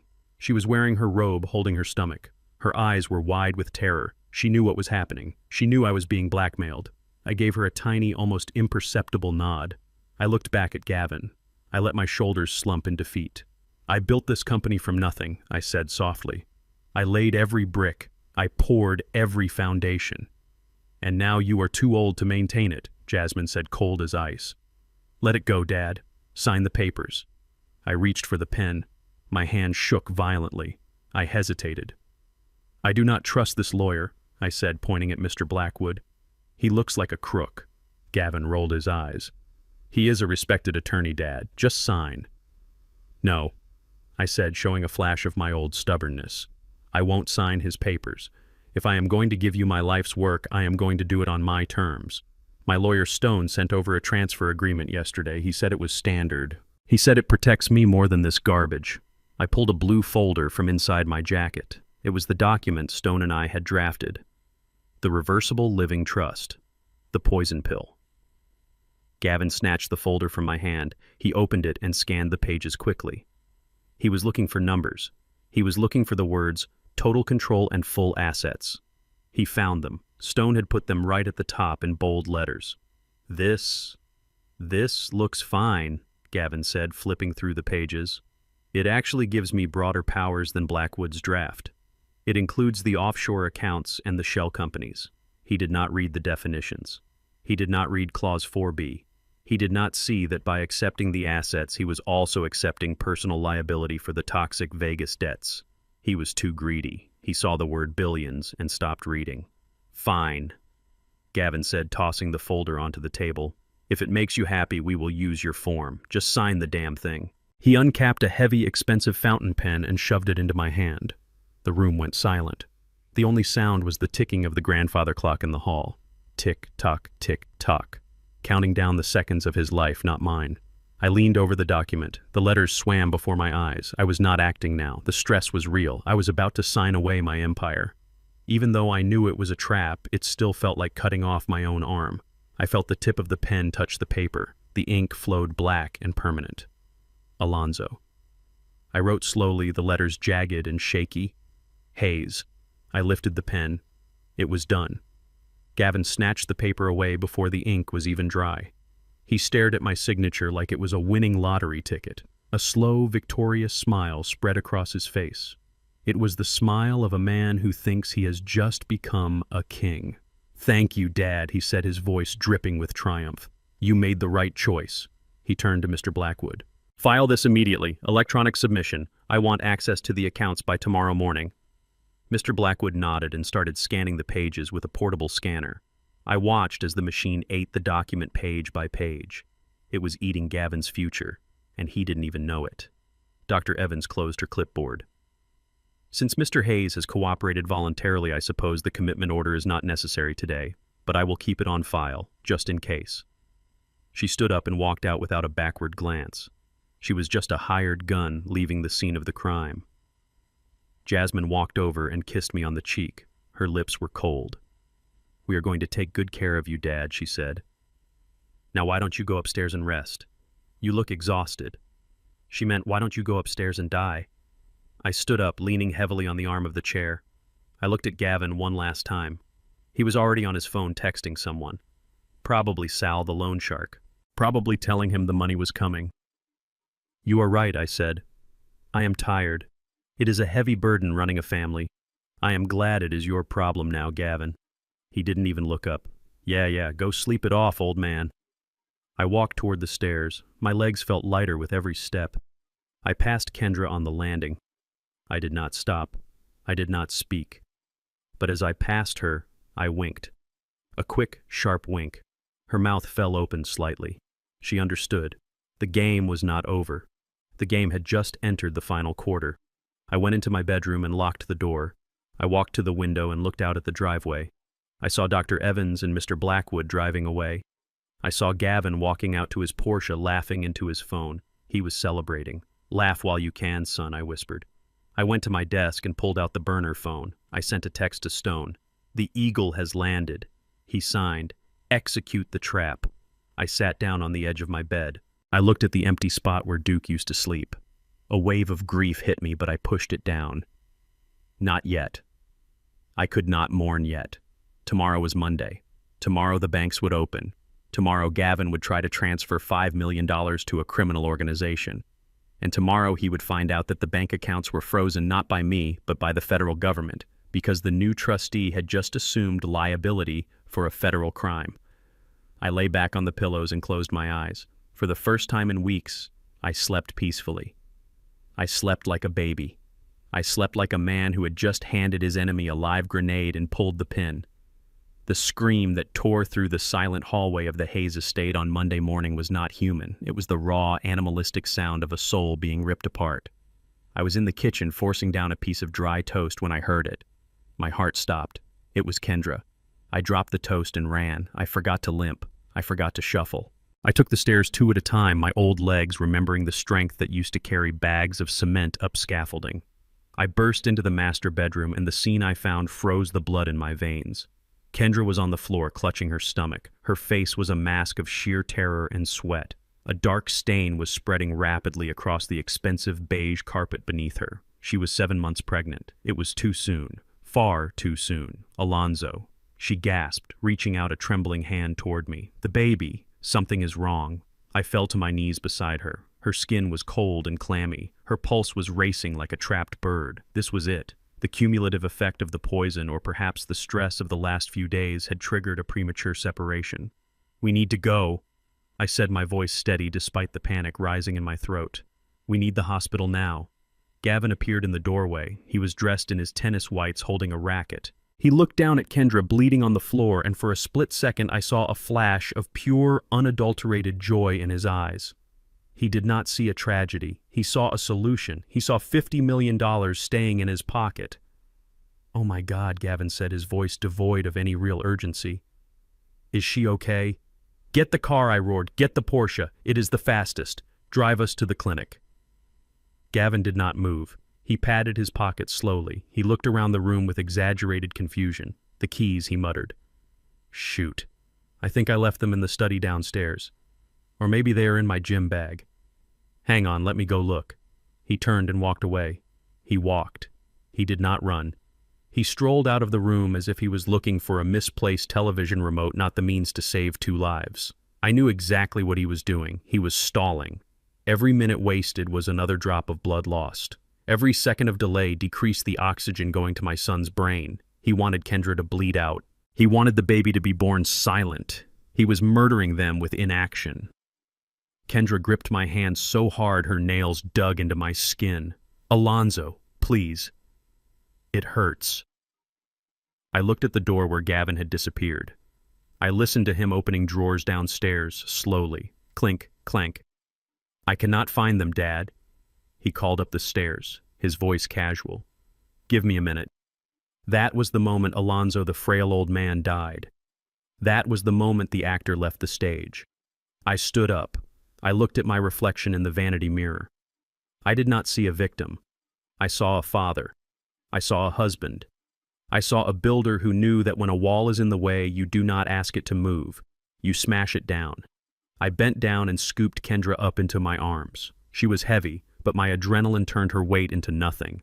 I carried her out of the room and down the stairs. I did not hold the banister. My steps were heavy and sure. I reached the bottom of the stairs just as Gavin wandered out of the study empty-handed. "Still looking, Dad," he said, shrugging. "Maybe we should call an ambulance. It might take 20 minutes, but..." He stopped talking when he saw me. He saw me standing tall holding my wife. He saw the look in my eyes. It was not the cloudy gaze of a confused senior. It was the burning stare of an executioner.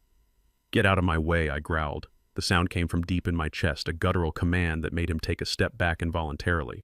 "Where are you going?" Gavin stammered. "You cannot drive. You are sick." I walked past him, ignoring him completely. I headed straight for the living room display cabinet. Inside that glass case, sitting on a velvet pillow, was the set of keys to my first truck. A 1978 Ford F-150. Rusty, reliable, and built like a tank. It was the truck I started my company with. Gavin called it a piece of junk and made me keep it parked behind the garage covered in a tarp. He put the keys in a display case as a joke, a relic of my blue-collar past. I did not look for the key to the cabinet. I made a fist. I drew my arm back. Smash! My fist went through the glass. Shards flew everywhere, glittering like diamonds in the morning light. I felt the skin on my knuckles split. I felt the warm trickle of my own blood, but I did not feel pain. I felt power. I grabbed the rusty keys. "Dad, what are you doing?" Gavin screamed, realizing his plan was falling apart. "You are crazy. You cannot take the truck." I turned to him, holding the keys tight in my bloody hand. "Watch me." I carried Kendra out the back door into the rain that had started to fall again. I laid her gently across the bench seat of the old truck. It smelled of old oil and hard work, the smell of safety. I climbed into the driver's seat. I shoved the key into the ignition. It stuck for a second. "Come on, old girl," I whispered. "One last job." I turned the key. The engine roared to life with a thunderous cough, belching black smoke. It was the sound of an angry beast waking from a long slumber.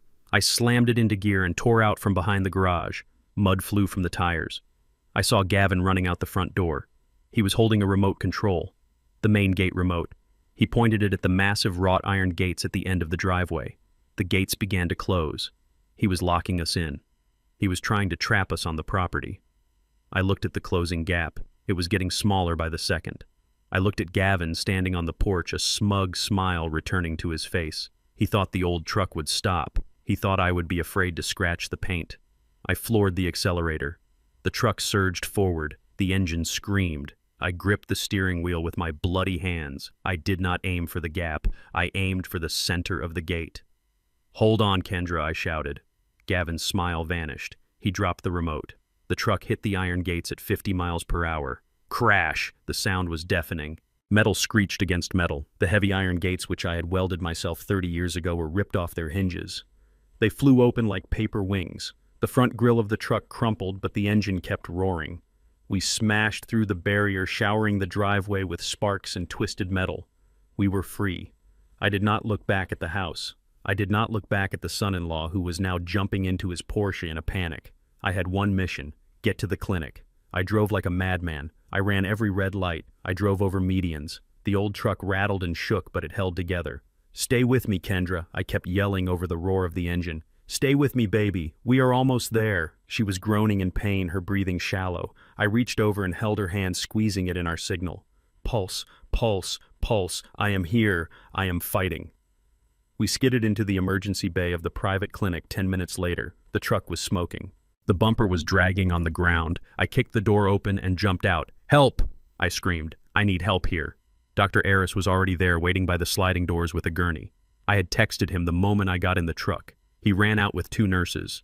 They pulled Kendra from the truck. She was pale, almost translucent. "Her pressure is bottoming out," Aris shouted, checking the monitors. "We need to get her to the OR immediately. Move! Move!" They ran with the gurney, the wheels clattering on the pavement. I ran beside them, holding Kendra's hand until we reached the double doors of the surgery wing. "Wait here," Alonzo Aris said, pushing me back. "You cannot come in. We will do everything we can." I stood there breathing hard, my chest heaving. My hand was covered in blood from the glass and from the steering wheel. I watched the doors swing shut, swallowing my wife and my unborn child. A screech of tires erupted behind me. Gavin's silver Porsche skidded to a halt in the ambulance bay.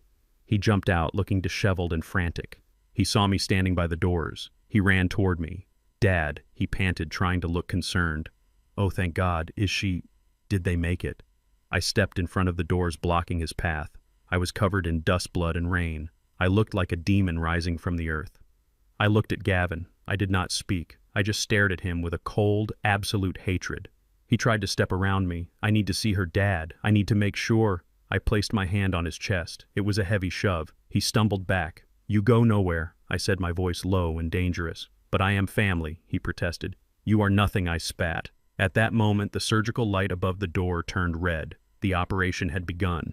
Gavin looked at the light, then back at me. He knew he had failed to stop us. Now he was praying for the surgeon to fail. I stood guard in front of those doors. I was not moving. I was the final line of defense. And if he tried to cross me again, I would not need a golf club or a truck. I would tear him apart with my bare hands. The race was over. Now the real battle for life began. The waiting room outside the surgical wing was a purgatory of white walls and the smell of antiseptic. The clock on the wall hummed with a mechanical indifference that made me want to rip it down. I sat on a hard plastic chair, my clothes still stained with the blood from my knuckles and the grime from the truck. I looked like a man who had walked out of a war zone, and in many ways I had. Gavin was pacing back and forth in front of the vending machine. The fluorescent lights reflected off his sweaty forehead. He kept checking his watch. He was not checking it because he was worried about the mother of his child. He was checking it because every minute that passed was a minute closer to his deadline with the loan sharks. He needed a death certificate. He needed it today. I sat still. My hands were clasped between my knees. I was praying. I had not prayed in 30 years, not since my mother passed. But today I prayed to every god I could name. I asked for strength. I asked for a miracle. And I asked for vengeance. The double doors swung open. The sound was like a gunshot in the quiet room. Gavin froze mid-step. I stood up, my knees popping. Dr. Aris walked out. He was still wearing his blue surgical scrubs. His mask hung around his neck. He looked exhausted. There were dark circles under his eyes, and sweat matted his hair to his forehead. But then he did something that stopped my heart. He smiled. "Mr. Hayes," he said, his voice soft but clear. "You can breathe now." Gavin rushed forward, pushing past me. Is it over?" he asked. Aris looked at Gavin with a cold professional disdain before turning his eyes back to me. The surgery was complicated. The uterine wall was paper thin, just as we feared. But Kendra is a fighter, Alonzo. She is stable. She is resting in recovery. Gavin's face fell. It was a mask of pure disappointment. "Oh," he said, his voice flat. That is good news. And the baby. I assumed the trauma was too much for the fetus." Aris paused. He looked at me and I saw a twinkle in his eye. A secret we had shared since that first ultrasound. A secret he had kept even from me until the very end. Actually, Iris said, his voice raising a little so the nurses at the station could hear. There was a surprise. It seems the ultrasound equipment at your previous clinic was not just calibrating depth poorly, it missed something entirely. What are you talking about? Gavin snapped, losing his patience. Congratulations, Mr. Hayes, Iris said, extending his hand to me. You are the father of 2 healthy baby boys. Twins. The word hit the room like a physical blow. Twins. I stood there stunned. I remembered the scan. I remembered the 2 faint pulses I thought I heard, but Iris had quickly turned off the sound. He had known. He had known that if Gavin found out there were 2 heirs, the danger would have doubled, so he hid one. He protected them in the shadow of his silence. 2 boys. I whispered, tears filling my eyes. 2 sons. Gavin stumbled back as if he had been slapped. He collapsed onto one of the waiting room chairs. His mouth opened and closed, but no sound came out. I could see the gears turning in his head. I could see the math happening in real time behind his terrified eyes. He knew the will. He knew the trust fund I had signed just yesterday. The clause was specific. It stated that if a male heir was born, 70% of the liquid assets and controlling interest in the company would immediately transfer to the trust for the child's benefit. But the clause also had a provision for multiple heirs. In the event of multiple male heirs, the estate would be divided equally among them to ensure their future. 30% for the first son, 30% for the second son. That was 60% of the entire empire locked away in irrevocable trusts. And the remaining 40%, that was barely enough to cover the operating costs and the massive federal fines from the Vegas project that Gavin had just unknowingly accepted liability for. He was not just broke. He was underwater. He was drowning. Twins. Gavin whispered, his voice shaking. That is impossible. The scan only showed 1. Nature is full of surprises, Iris said dryly. They are small, only 4 pounds each, but they are breathing on their own. They are fighters just like their father. I looked at Gavin. He looked like he was going to vomit. The blood had drained from his face, leaving it a sickly shade of gray. He was doing the calculations over and over again, hoping for a different result, but the math was brutal and unforgiving. 60% of the money was gone. The rest was tied up in debt. He had 0. He had less than 0. He had a $5 million debt to a loan shark named Sal who promised to kill him by Monday. And it was Monday noon. I walked over to Gavin. I stood over him, casting a long shadow. I put my hand on his shoulder. I felt him flinch. Did you hear that, son? I said, my voice dripping with false joy. 2 boys. That means the family name is safe. Double the legacy. Gavin looked up at me. His eyes were wild. He looked like a trapped rat. Yeah, he croaked. Double. That is... great. He stood up abruptly, shaking my hand off. I need to use the restroom. My stomach. It must be the stress. He did not wait for an answer. He turned and ran down the hallway toward the public restrooms. He moved with a desperate, frantic energy. He was not sick. He was terrified. He realized that his plan to let nature take its course had failed. He realized that his plan to use the power of attorney had backfired. He had no moves left on the chessboard, except one, the nuclear option. I watched him disappear around the corner. I knew exactly what he was doing. He was going to make a call. He was going to call the only people who could fix a problem this big. He was going to call the people he owed money to. He was going to offer them a trade. My life and the lives of my sons in exchange for his debt. I turned to Dr. Aris. The smile vanished from my face. Lock it down, I said quietly. Aris nodded. He understood. He had seen this kind of evil before. I have security on the floor, Aris said. But they are just hospital guards, Alonzo. They carry tasers, not guns. That will not be enough, I said. Gavin is desperate. He is going to call in professional killers. I need to make a call too. I pulled the burner phone from my pocket. My hands were steady now. The joy of my son's birth gave me a new kind of strength. I was not just fighting for myself anymore. I was fighting for 2 tiny lives that had just entered this world. I walked to the window of the waiting room. I could see the parking lot below. I saw Gavin's Porsche. I saw the dark clouds gathering over the city. I dialed the number for the head of my old construction security team, a man named Brutus. He was a former Marine who ran my sites with an iron fist. He had retired when I did, but he still owed me a favor. "Brutus," I said when he answered. "It is Alonzo. I need the crew, all of them." There was a pause, then the gruff voice I remembered so well. "Is it a job, boss?" "It is a war," I said. "Bring the hardware. I am at the West Side Clinic, 3rd floor. I have a wolf in the building and he is calling the pack. I need you to seal this place up tight. Nobody gets in. Nobody gets out." "Consider it done," Brutus said. 10 minutes. I hung up. I looked down the hallway toward the restroom where Gavin was hiding. I could imagine him in there huddled in a stall, whispering into his phone, begging for a hitman to come and slaughter his own family. It made me sick. It made me want to go in there and finish him myself. But I could not leave the door to the recovery room unguarded. I walked back to the double doors. I stood there with my arms crossed. I was an old man with bad knees and a heart condition. But right now I felt like a fortress. Inside that room were my wife and my sons. Outside was a storm of violence headed our way. "Let them come," I whispered. I checked the fire extinguisher on the wall. It was heavy. Good. I checked the lock on the door. It was sturdy. Good. I waited. 5 minutes passed. Then 10. Gavin walked back into the waiting room. He had washed his face. His hair was slicked back. He looked calmer. Too calm. It was the calm of a man who had just signed a contract with the devil. "Feeling better?" I asked. "Much better," Dad Gavin said, sitting down across from me. "I just made some calls to spread the good news." "I bet you did," I said.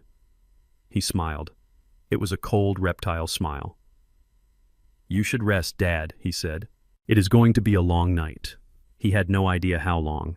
He thought he had summoned the cavalry. He did not know that I had summoned the army. The twins were safe for now, but the sun was setting and the darkness was bringing monsters with it. I planted my feet firmly on the floor. I was ready. The silent pulse was about to become a deafening roar. The storm outside battered the clinic windows with a fury that matched the turmoil inside my chest. The hospital hallway was dim lit only by the low setting of the fluorescent strips and the red glow of the exit signs. I stood guard by the double doors of the recovery wing, my arms crossed over my chest. I was tired. My bones ached with a deep throbbing rhythm and my hand was still wrapped in a makeshift bandage from where I had punched the display case. But I was not moving. I was the gatekeeper. 10 minutes after I made the call, the elevator doors slid open at the far end of the corridor. Out stepped Brutus. He was 70 years old, but he looked like a vending machine made of concrete.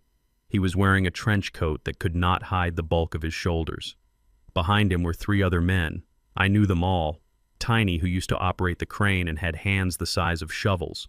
Miller, who ran the welding crew and had a scar running down his face from a hot rivet. And Johnson, the silent foreman who never smiled. These were not private security contractors in fancy uniforms. These were men who built skyscrapers. They were men who knew how to handle steel and concrete and trouble. Brutus nodded at me. He did not ask questions. He saw the blood on my shirt and the look in my eyes, and he knew exactly what time it was. It was overtime. We secured the perimeter. Brutus said, his voice like gravel in a mixer. "Johnson is on the stairs. Tiny is by the elevator. Miller is watching the fire escape. Nobody gets in unless they are wearing a halo." I shook his hand. It felt like gripping a piece of rebar. "Thank you, old friend," I said. He just grunted. "You pay for the beer when this is over." We settled into the silence. It was a heavy waiting silence. I watched the nurses station down the hall. The night nurse was asleep in her chair, her head lolling back. The clinic was operating on a skeleton crew due to the storm. It was the perfect hunting ground for a predator. Midnight came and went. The rain lashed against the glass. Then I saw him. He came off the service elevator, the one used for laundry and medical waste. He was dressed in blue scrubs, wearing a surgical mask and a hairnet. He was pushing a cart full of linens. To anyone else, he looked like an orderly doing his rounds. But I spent 40 years watching men work. I know the walk of a man who is working for a paycheck, and I know the walk of a man who is on a mission. This man walked too smoothly. His steps made no sound on the linoleum. He did not look at the charts on the wall. He did not look at the sleeping nurse. His eyes were fixed on the double doors behind me, the doors to the NICU where my sons were sleeping. I nudged Brutus. Brutus looked up from his newspaper. He saw the orderly. He stood up slowly, blocking the width of the hallway. The orderly kept coming. He kept his head down, pushing the cart. "Hey," Brutus called out. Wrong floor, buddy. Laundry is in the basement. The orderly stopped. He was 10 feet away. He looked up. His eyes were cold and dead. They were the eyes of a shark. He did not speak. He reached under the pile of sheets in his cart. He did not pull out a gun. A gun is too loud. He pulled out a syringe. It was large and filled with a clear liquid, likely a sedative or a paralytic, something to make the guards sleep while he smothered the babies. I stepped forward. I felt a surge of rage so powerful it almost blinded me. He was bringing poison into a hospital. Go home, I said, my voice low. Turn around and walk away and you might live to see sunrise. The assassin dropped the pretense. He moved with a terrifying speed. He lunged at Brutus, the syringe held like a dagger. Brutus was fast for a big man, but the assassin was younger. The needle slashed through Brutus's coat, tearing the fabric. Brutus roared and swung a fist that would have knocked a mule unconscious. The assassin ducked, weaving under the blow with unnatural grace. He kicked Brutus in the knee, a precise tactical strike meant to shatter the joint. Brutus grunted and went down to one knee. The assassin spun around, aiming the needle at Brutus's neck. No, I screamed. I did not have a weapon. I was an old man in a suit, but I was standing next to a crash cart. I saw an oxygen tank strapped to the side. It was a portable steel cylinder about 2 feet long. I grabbed the tank.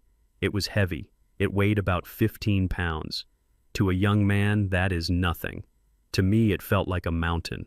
But I remembered the days on the site. I remembered swinging sledgehammers for 10 hours a day. I remembered the rhythm, lift, swing, impact. I did not hesitate. I stepped into the fray. The assassin saw me coming. He sneered, thinking I was just a frail nuisance. He turned to backhand me, to swipe me away like a fly. He made the mistake of judging the book by its cover.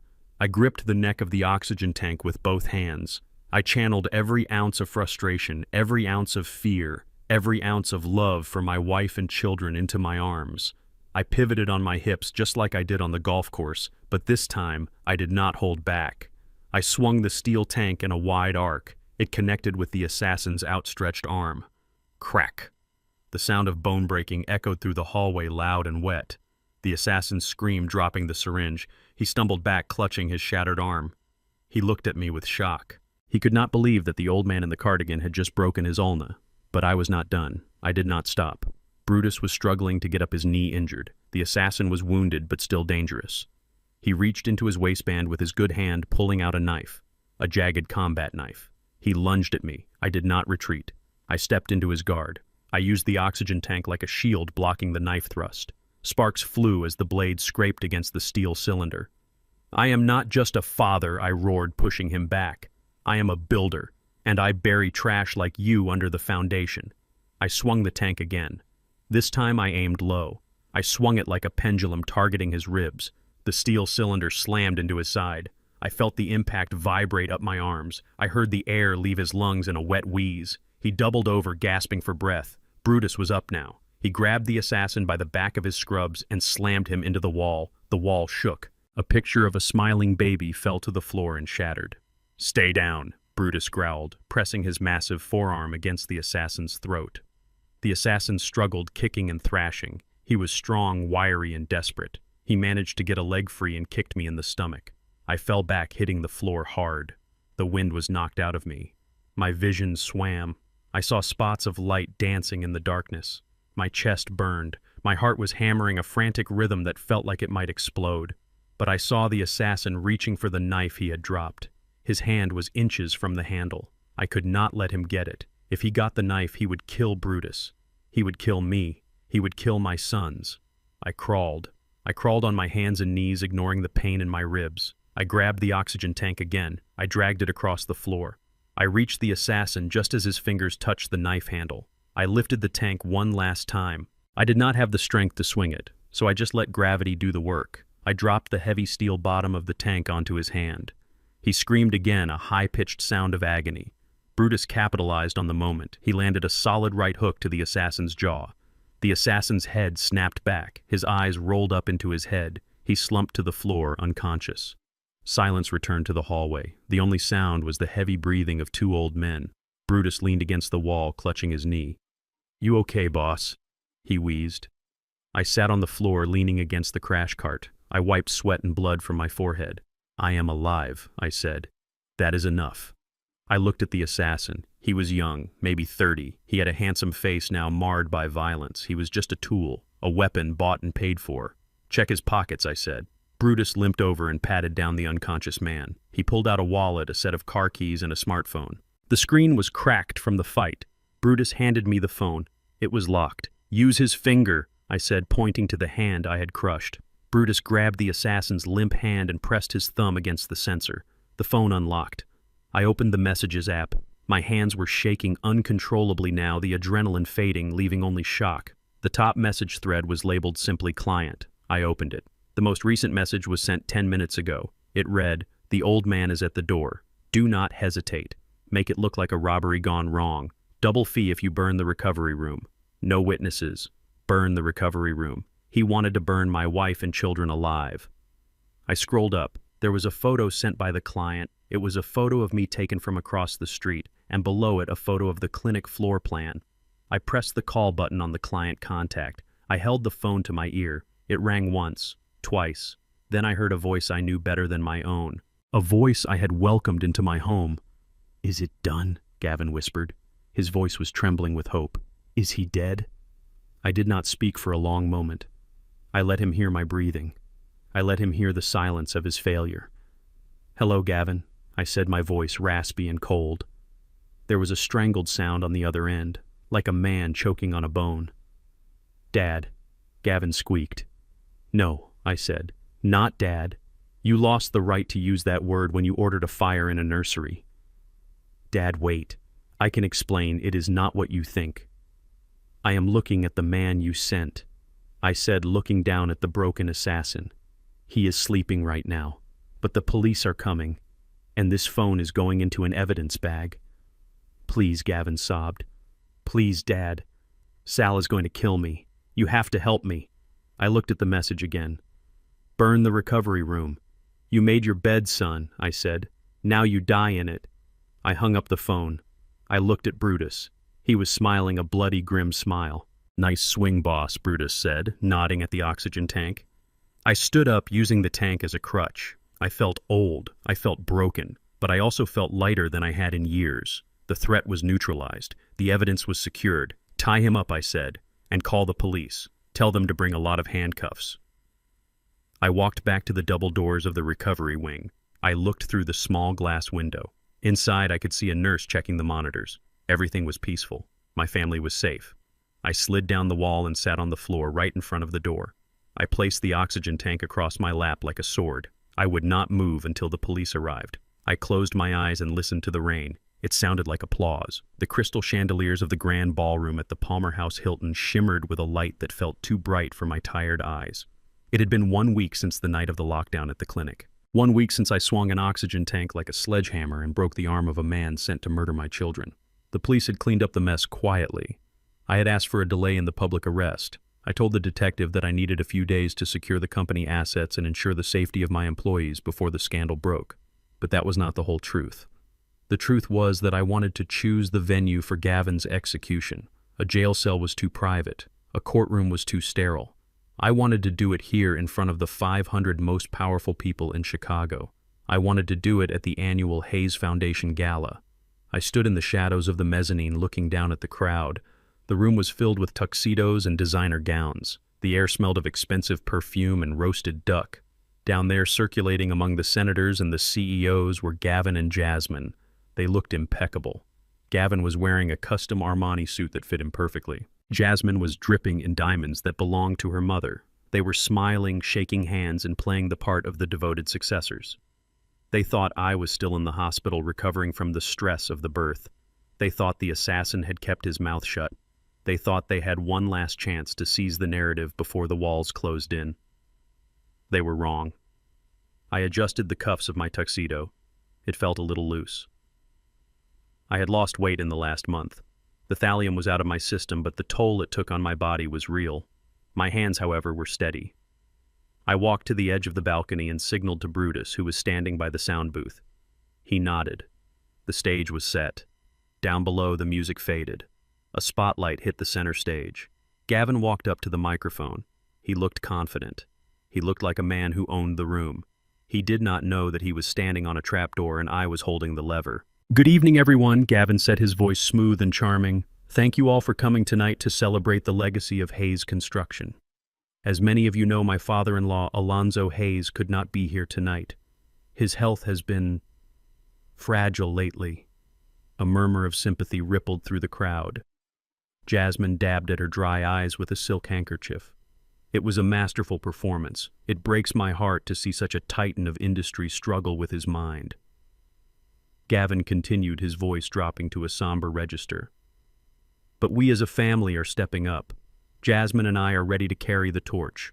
We are ready to guide this company into a new era, an era of innovation and bold investments. He was talking about selling off the assets to pay his gambling debts. He was talking about gutting the pension fund. Tonight, Gavin said, raising his glass, I am asking you to trust us, to stand with us as we make the difficult transition of power to the future of Hayes Construction. The crowd raised their glasses. To the future, they echoed. That was my cue. I stepped out of the shadows. I walked down the grand staircase. I did not use a cane. I did not hold the railing. I walked with the heavy, deliberate steps of a man who has carried steel beams on his shoulders. The people near the stairs noticed me first. They gasped. They nudged their neighbors. The ripple of silence spread through the room faster than the champagne. Gavin heard the silence. He looked up. When he saw me descending the stairs, the color drained from his face so fast it looked like a curtain falling. He lowered his glass. His hand was trembling. Dad, he stammered into the microphone. We didn't expect you. I did not stop until I reached the stage. I walked right up to him. I was 3 inches shorter than him, but in that moment I towered over him. I reached out and took the microphone from his hand. He gave it up without a fight. He was paralyzed by the ghost he thought he had buried. Good evening, I said. My voice was raspy, but it boomed through the speakers. I apologize for being late. I had some trash to take out. I looked out at the sea of faces. I saw bankers I had worked with for decades. I saw city council members. I saw competitors. My son-in-law talks about legacy, I said, pacing the stage. He talks about the future, but you cannot build a future on a rotten foundation, and you certainly cannot build a legacy on lies. Alonzo. Please, Jasmine hissed from the side of the stage. Don't do this. You are confused. I turned to her. I am not confused, daughter. I have never been more clear. I looked up at the projection booth. Now Brutus. The massive screen behind me, which displayed the Hayes Construction logo, flickered. The image changed. It was not a slideshow of buildings. It was a grainy black and white video. The crowd gasped. It was the video from the camera I had hidden in the kitchen weeks ago. It showed Gavin standing at the counter. He was holding the bottle of prenatal vitamins. The timestamp in the corner showed 3 a.m. On the massive screen, 40 feet wide, everyone saw Gavin open the capsules. They saw him pouring a white powder from a plastic bag into the medicine. They saw him mixing it. What is this? Someone in the front row whispered. The video changed. Now it was the garage. The audio was crystal clear. The old man is still kicking. The natural causes route is taking too long. Gavin's voice boomed through the ballroom. It was the conversation with Sal the loan shark. I get it, Sal. A life for a debt. I understand. The room went deadly silent. 500 people held their breath. You could hear the ice melting in the glasses. Gavin stood center stage, frozen. He looked like a deer in the headlights of a semi-truck. He looked at the screen, then at me, then at the crowd. There was nowhere to run. That is not real, he screamed, his voice cracking. That is a deep fake. He made it up. He is senile. I pointed at the screen. The video changed one last time. This was new footage. Footage from yesterday. It was the assassin sitting in a police interrogation room. His arm was in a cast. He was handcuffed to the table. Who hired you? The detective asked in the video. The assassin looked at the camera. His face was bruised. Gavin Miller, he said. He paid me $20,000 up front. 50 more when the job was done. And what was the job? The detective asked. Burn the recovery room, the assassin said. Kill the old man, kill the babies, make it look like an accident. The crowd erupted. It was not polite applause. It was a roar of shock and disgust. People were standing up. Chairs were knocked over. I turned to Gavin. He was shaking his head back and forth violently like a child trying to deny a broken window. No, no, no, he whimpered. That is a lie. I stepped closer to him. The microphone picked up my whisper. It is over, Gavin. The poison, the accident on the cliffs, the hit man. I have it all. Gavin looked at Jasmine. He reached out for her. "Baby, tell them. Tell them it is a lie." Jasmine backed away from him. Her face was pale. She looked at the crowd. She saw the disgust in their eyes. She saw her social standing evaporating in seconds. She saw the prison sentence looming. I didn't know, she screamed shrilly. I didn't know he was doing this. Dad, I swear. She was lying. I knew she was lying. But watching her throw him under the bus to save herself was a special kind of justice. Gavin looked at his wife, the woman he had conspired with, and saw nothing but betrayal. He unraveled. He collapsed. Not metaphorically. He physically collapsed. His knees gave way, and he fell onto the stage. He curled into a ball, covering his face with his hands. He began to sob. It was a pathetic, ugly sound, amplified by the speakers, for everyone to hear. "Ladies and gentlemen," I said, addressing the crowd one last time. "The Hayes Foundation has always stood for integrity. Tonight we are cleaning house." I signaled to the side of the stage. The doors opened. 4 uniformed police officers walked in. They marched up the stairs to the stage. They did not look like they were attending a gala. They looked like they were taking out the garbage. They pulled Gavin to his feet. He was limp. He could not even stand. They dragged him away, his expensive shoes dragging across the floor, his tuxedo bunched up.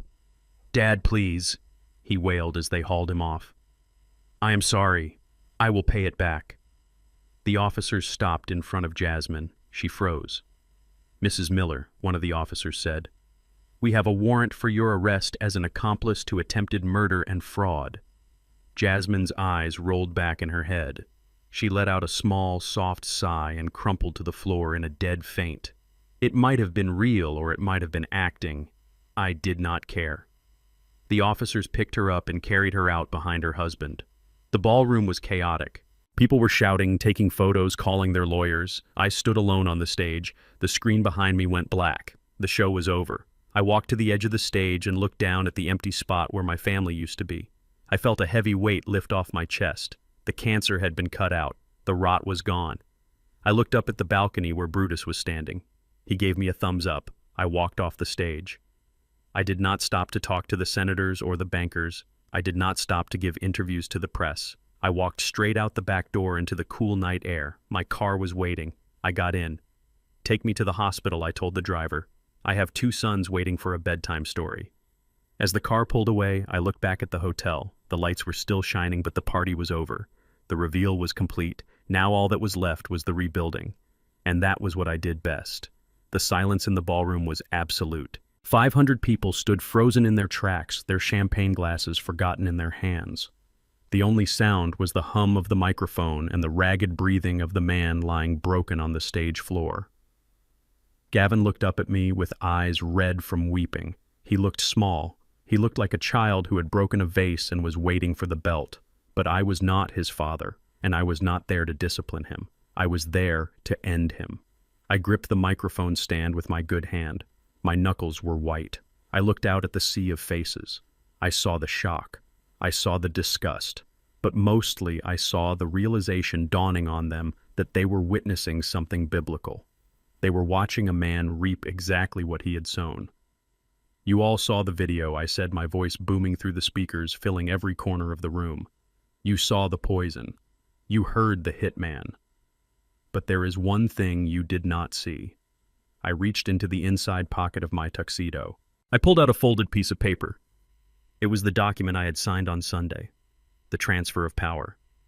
The paper that Gavin thought was his golden ticket to my fortune. My son-in-law thought he was clever. I continued walking slowly around his prostrate form like a lion circling its prey. He thought he forced my hand. He thought he bullied a senile old man into signing away his life rights.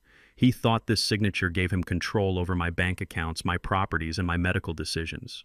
I unfolded the paper and held it up to the light. But Gavin forgot the first rule of construction. Always check the foundation before you build. You see, on Saturday night, after I found out about the poison, I did not just call my security team. I called the Federal Bureau of Investigation. A gasp rippled through the room. Gavin's head snapped up. His mouth fell open. "That is right," I said, looking down at him. Agent Miller and his team have been monitoring this situation for 72 hours. This document I signed on Sunday was not a transfer of power. It was a marked document. It was part of a federal sting operation known as a controlled delivery. I tossed the paper onto the stage next to Gavin. It fluttered down, landing softly beside his trembling hand. "When I signed that paper, I was not giving you my money," I said, my voice dropping to a deadly whisper. "I was giving the FBI permission to track every single move you made as the new trustee, every dollar you tried to move, every email you sent, and most importantly, every call you made to your loan shark friends." I turned back to the crowd. "He thought he was rushing to pay a gambling debt," I said, pointing at Gavin. "But the moment he tried to transfer funds from the Hayes Trust to a known criminal enterprise, he committed wire fraud. He committed money laundering. And because he signed Clause 4B of the trust, accepting personal liability, he tied his own name to those crimes forever." Gavin tried to push himself up. He was shaking so hard his teeth were chattering. "You set me up," he choked out. "You trapped me. I did not trap you, son," I said, cold as ice. "I just gave you enough rope. You are the one who tied the noose. You are the one who decided that my life and the lives of my unborn sons were worth less than your gambling debts. You played the game of kings with a pawn's mind, and now you have been checked." I signaled to the wings of the stage. Special Agent Miller walked out. He was a tall man with a face like carved granite. He was followed by 4 more officers wearing tactical vests. They did not look like the polite hotel security. They looked like the heavy hand of the law. Agent Miller stepped up to the microphone. He did not ask for permission. He took charge. "Gavin Miller, please stand up," he commanded. Gavin tried to crawl away. Crawl. He actually tried to crawl backward on the stage, dragging his expensive suit across the floor like a wounded animal. 2 officers stepped forward and hoisted him up by his armpits. His legs were useless jelly. "Gavin Miller, you are under arrest," Agent Miller announced, his voice echoing through the ballroom.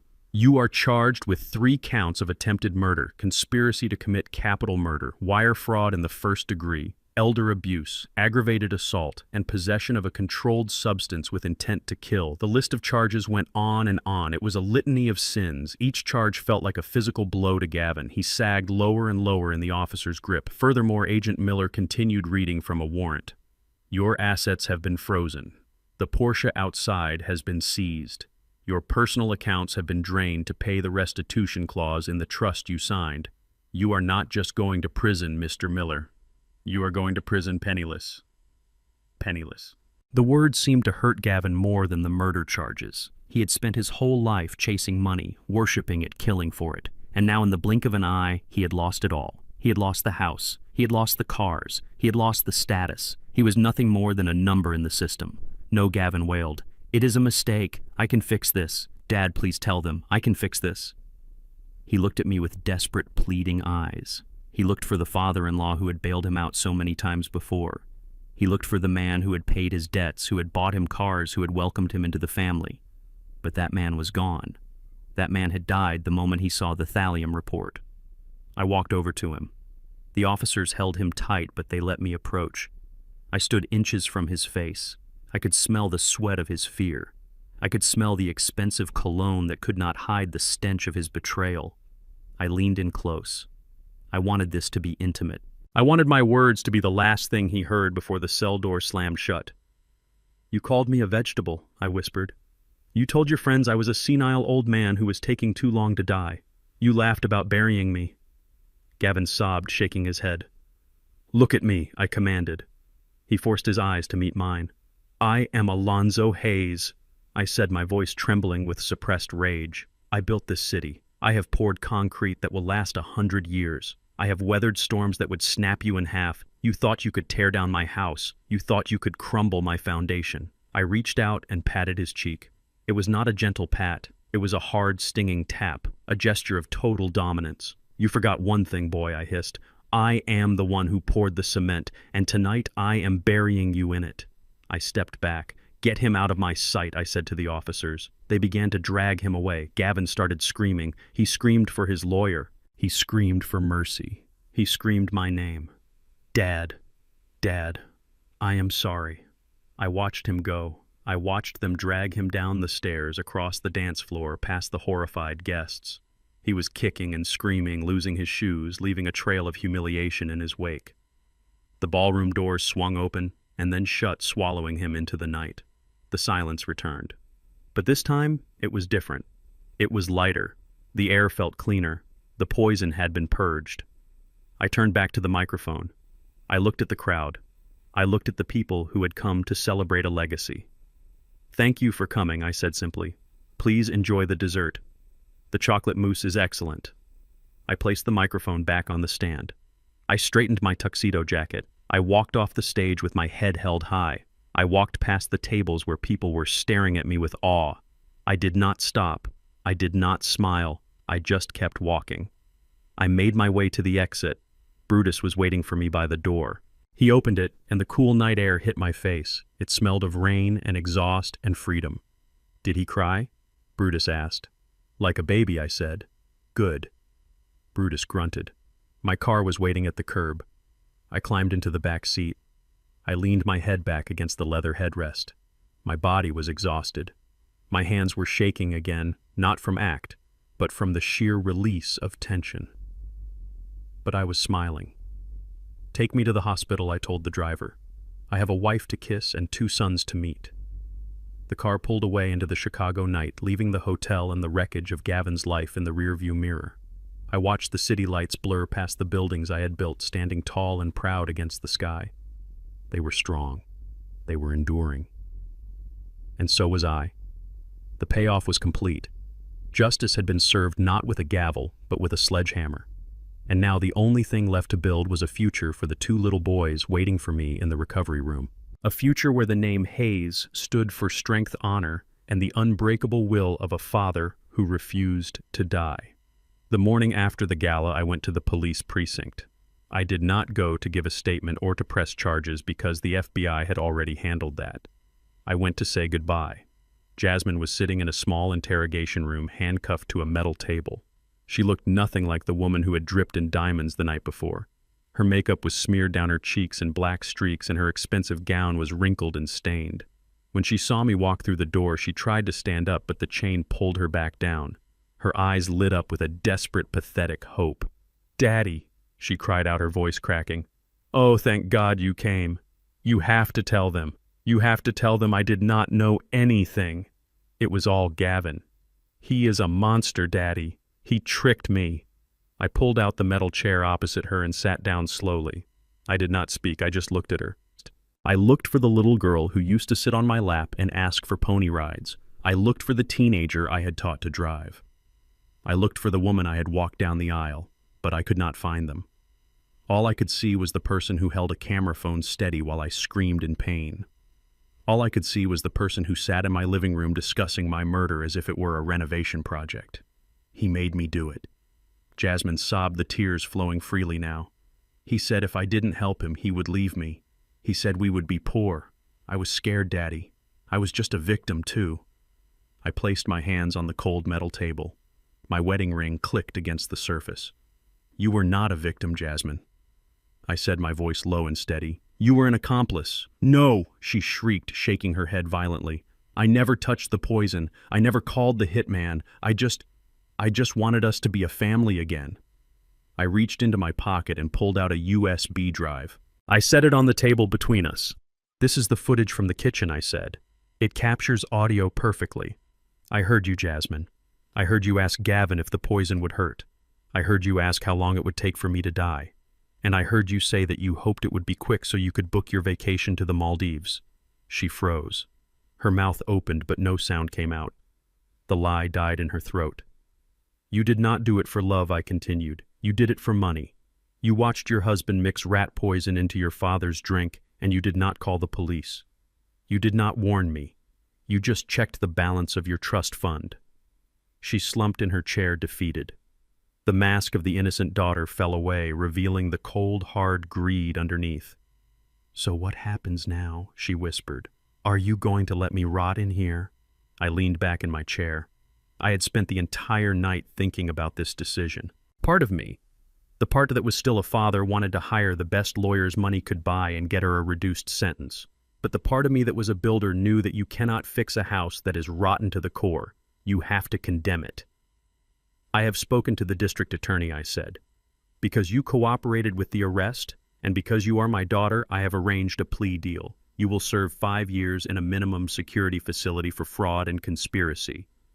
5 years, she gasped. Daddy, that is forever. It is better than the 20 years Gavin is facing, I said. But there are conditions. What conditions? She asked, eyeing me warily. When you get out, you will not return to Chicago. You will not contact me. You will not contact Kendra. And you will never ever go near my sons. Her eyes narrowed. And the money. What about my inheritance? I almost laughed. Even now, facing prison, she was worried about the payout. There is no inheritance, I said. I dissolved your trust this morning. Every dime that was set aside for you has been transferred to the twins. She looked at me with pure hatred. You cannot do that. I am your daughter. I have rights. You have nothing, I said, standing up. But because I am not a monster, I have set up a small stipend for you. When you are released, you will receive $2,000 a month. It is enough to rent a small apartment and buy groceries. If you want more than that, you will have to do something you have never done in your life. You will have to get a job. $2,000, she screamed, slamming her fists on the table. That is nothing. That is an insult. I cannot live on that. Then starve, I said. I turned my back on her. Daddy, wait, she screamed. Daddy, please don't leave me here. I am sorry. I love you. I walked to the door and signaled the guard. I did not look back. I stepped out into the hallway and the heavy steel door slammed shut behind me, cutting off her screams. It was the hardest thing I have ever done. It hurt more than the poison, but it was done. I had cut the dead weight loose. I left the precinct and got into my car. Drive me home, I told the driver. The drive back to the estate was quiet. The rain had stopped and the sun was trying to break through the clouds. When we pulled through the broken gates, the ones I had smashed with the truck, the house looked different. It did not look like my home anymore. It looked like a crime scene. It looked like a mausoleum of bad memories. I walked inside. The house was silent. Kendra and the twins were still at the hospital where they would stay for another week until the babies were strong enough to come home. I was alone in the cavernous foyer. I called the staff into the living room. The housekeeper, Mrs. Higgins, the gardener, the chef. There were 6 of them in total. They stood in a line looking nervous. They had seen the news. They knew what had happened. Mrs. Higgins stepped forward, wringing her hands in her apron. Mr. Hayes, she said, we are so glad you are okay. We were so worried. I looked at her. Mrs. Higgins had been with me for 10 years. She was the one who cleaned the kitchen. She was the one who saw Gavin making his smoothies every morning. She was the one who saw Jasmine filming my outbursts. Did you know? I asked her. She blinked rapidly. Sir? Did you know he was poisoning me? I asked, my voice calm but sharp. Did you see the powder? Did you wonder why my health was failing so fast? She looked down at her shoes. I thought it was just medicine, sir. Mr. Gavin said it was vitamins. It was not my place to ask. Not your place, I repeated. I paid your salary. I paid for your husband's surgery last year. I treated you like family. And when you saw me dying, you decided it was not your place to speak up. I looked at the rest of them. The chef who let Gavin take over the kitchen. The gardener who saw me bury my dog and said nothing. They were not evil people, but they were cowards. And in my world, silence is just as dangerous as violence. You are all fired, I said. A gasp went down the line. Mr. Hayes, please, Mrs. Higgins cried. We need these jobs.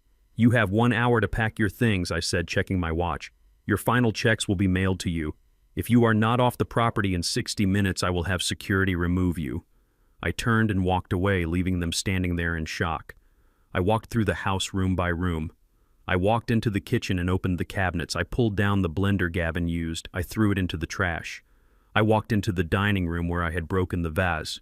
The shards were gone, swept away, but the memory remained. I walked up the stairs to the master bedroom. I stripped the sheets off the bed. I threw the pillows onto the floor. I could not sleep here. Not ever again. This house was built on secrets and lies. It was poisoned just as surely as I was. I went to my study and called my real estate agent. Alonzo, she said, sounding surprised. I heard about the trouble. Is there anything I can do? Sell it, I said. Sell what, Alonzo? The house, the estate, everything. I want it on the market today. But the market is soft right now, she warned. You won't get what it is worth. I do not care about the money, I said. Sell it cheap. Sell it fast. Sell it to a developer who will tear it down and build condos. I just want to be gone. I hung up the phone. I walked to the window and looked out at the backyard. I looked at the oak tree in the corner. That was the only thing leaving this place that would be hard. I went out to the garden shed and grabbed a shovel. I walked over to Duke's fresh grave. The earth was still loose. I could not leave him here. I could not leave him in the ground of a place that had killed him. I spent the next hour carefully exhuming my friend. I wrapped his small body in a clean linen sheet. I placed him in a wooden box I had built in my workshop years ago. It was heavy work, but it felt necessary. It was the final act of cleaning house. I carried the box to my car and placed it gently in the trunk. I would bury him at the new house, a house with no stairs, a house with big windows and a sunny garden where my sons could crawl, a house that Gavin and Jasmine had never touched. I walked back to the front door of the mansion. The staff was leaving, filing out with their boxes, looking at me with resentment. I watched them go. I felt nothing. I took the keys to the house off my ring. I placed them on the table in the foyer. I looked around one last time. I looked at the marble floors I had imported. I looked at the chandeliers I had hung. It was a beautiful house, a masterpiece of construction. But it was not a home. It was just a pile of expensive rocks. I walked out the front door and closed it firmly behind me. I did not lock it. It was not my problem anymore. I got into my car and started the engine. As I drove down the driveway past the broken gates, I felt the weight of the last 20 years lifting off my shoulders. I was 68 years old. I had been poisoned, betrayed, and broken. But as I turned onto the main road heading toward the hospital, I felt something I had not felt in a long time. I felt young. I had a wife who loved me. I had 2 sons who needed me. I had a fortune that was safe. And most importantly, I had the truth. The fallout was over. The dust had settled. And now it was time to build something new. Something that would last. It has been 6 months since I walked out of the ballroom at the Palmer House, leaving my old life behind on the stage floor. 6 months since I traded the cold marble of a mansion for the warm oak floors of a single-story ranch house on the edge of the city. The new house is not grand. It does not have a heated swimming pool or a 10-car garage. It does not have a wing for servants or a gallery for art. But it has something the estate never had. It has sunlight that reaches every corner. It has windows that open to let in the breeze. And most importantly, it has noise. I used to value silence. I used to think that a quiet house was a sign of order and control. I was a fool. Silence is the sound of a tomb. Now my mornings begin at 5 o'clock, not with an alarm or a meeting, but with the sound of crying. It is a double siren wail that echoes down the hallway. To anyone else, it might be annoying. To me, it is the most beautiful symphony ever composed. It is the sound of life. It is the sound of my sons, Marcus and Leo, demanding their breakfast. I rolled over in bed. My joints still ached in the morning dampness, a lingering reminder of the thallium that once coursed through my veins. The doctors say the tremors will fade eventually, but even if they don't, I do not mind. They are battle scars. They are reminders that I survived the war. Kendra was already stirring beside me. She looked tired. Her hair was messy, and there were dark circles under her eyes that no amount of expensive cream could hide. But when she looked at me, she smiled. It was a real smile. It wasn't the fearful, guarded smile she used to wear when Gavin was watching. It was the smile of a woman who felt safe. "I will get them," I whispered, kissing her forehead. "You sleep." I got up and walked to the nursery. I did not shuffle. I walked with a purpose. I picked up Marcus, who was red-faced and screaming, and then I picked up Leo, who was kicking his legs. They were heavy. They were growing so fast it terrified me. I carried them into the kitchen, the morning sun spilling across the floor. I made bottles. I changed diapers. Me, Alonzo Hayes, the man who used to bark orders at foremen and make million-dollar deals over lunch, was now wiping spit up off his shoulder and humming lullabies. And I have never been happier. We do not have a staff anymore. No housekeeper, no chef, no gardener. We do it all ourselves. When the grass needs cutting, I cut it. When the dishes need washing, I wash them. There is a dignity in this work that I had forgotten. When you pay someone else to live your life for you, you lose touch with the texture of existence. You forget what soap smells like. You forget the weight of a trash bag. You forget that life is made up of these small, necessary acts of service. I looked out the kitchen window. In the corner of the yard under a young maple tree was a small wooden marker. That was where I reburied Duke. Every morning I drink my coffee and I look at that spot. I talk to him. I tell him that the bad man is gone. I tell him that the house is safe now. I tell him that he did not die in vain. Later that afternoon I sat on the back porch watching Kendra play with the boys on a blanket in the grass. The air was crisp and clean. I thought about the letters that come from the prison. Gavin writes every week. He begs, he threatens, he bargains. He sends long ramblings about how he found God and how he is a changed man. I burn them unopened in the fireplace. Jasmine writes too. She complains about the food. She complains about the noise. She asks for more money. I file those letters away in a box in the garage. I do not answer them. I have spent a lot of time thinking about family these last few months. I used to think family was blood. I thought that because Jasmine carried my DNA, she possessed my values. I thought that because Gavin married my daughter, he shared my honor. I was wrong. Blood is just biology. It is an accident of birth. It does not guarantee loyalty. It does not guarantee love. And it certainly does not guarantee character. I looked at Kendra laughing as Leo pulled her hair. She was not born a Hayes. She came from a different world.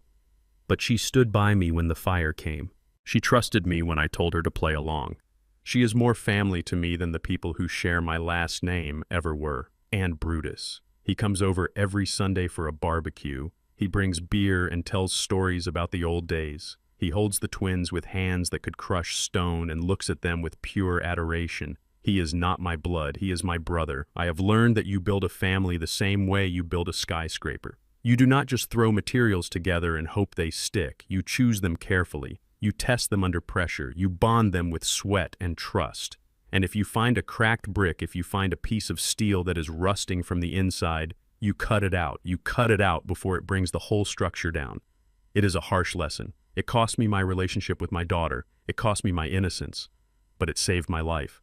I finished my coffee and stood up. My knees popped, but I felt strong. I walked out into the yard. I had a project to finish. I had been building a low stone wall around the garden. It was not necessary. The fence was secure, but I needed to build. My hands missed the feel of the trowel and the rough texture of the brick. I mixed a small batch of mortar in a wheelbarrow. The smell of the wet cement took me back 40 years. It took me back to the days when I was just a laborer with a strong back and a dream. Back before the money. Back before the complications. I picked up a brick. It was red and heavy. I buttered it with mortar, flipping the trowel with a wrist motion that was as natural to me as breathing. I set the brick in place. I tapped it level. Alonzo Kendra called out. I looked up. She was holding Marcus walking toward me. He wants to see what Daddy is doing, she said. She handed me the boy. I held him in one arm, my other hand holding the trowel. He looked at the tool with wide, curious eyes.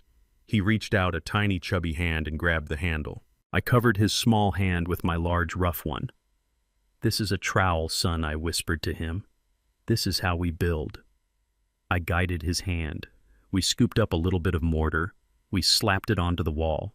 It was messy. It was crooked. But it was perfect. "You see this," I told him, pointing to the wall. "This is real. You can touch it. You can lean on it. It will protect you from the wind." He looked at me and giggled.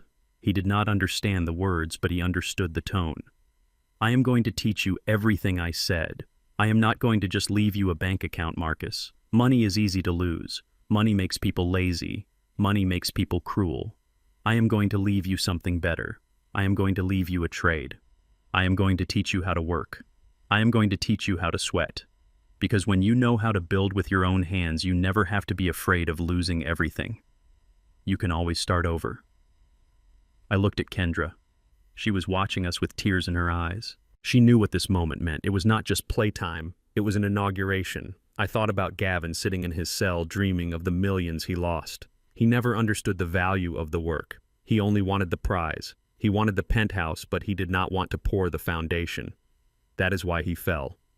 My sons will be different. They will know the value of $1 because they will know the weight of the brick that earned it. I set Marcus down on the grass. I picked up the trowel again.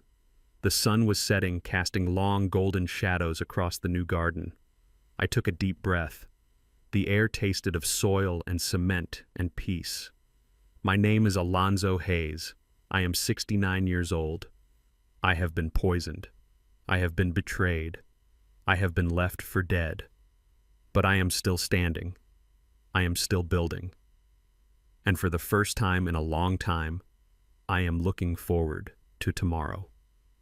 Thank you for listening to my story. It was a hard road, but I walked it so you would know that it is never too late to take out the trash and rebuild your life. Justice is not something you ask for. It is something you build brick by brick. If you have ever had to cut toxic people out of your life to save yourself, let me know in the comments below. Tell me where you are watching from. And do not forget to like and subscribe. We are building a community here, a family of survivors. Until next time, keep your foundation strong and watch your back. But most importantly, never ever underestimate the power of a man with nothing left to lose but his dignity. I learned that age does not make you weak. It makes you experienced. People like Gavin mistake kindness for blindness. They think that because you are quiet, you are not paying attention. But the most dangerous element in any room is the man who listens more than he speaks. I also learned that you can lose everything. Your house, your pride, your false friends, and still come out richer if you have the people who truly love you by your side. A foundation built on lies will always crumble no matter how pretty the paint is. But a life built on truth stands forever. If you believe that family is about loyalty and not just blood, hit that like button and subscribe for more stories of justice served cold.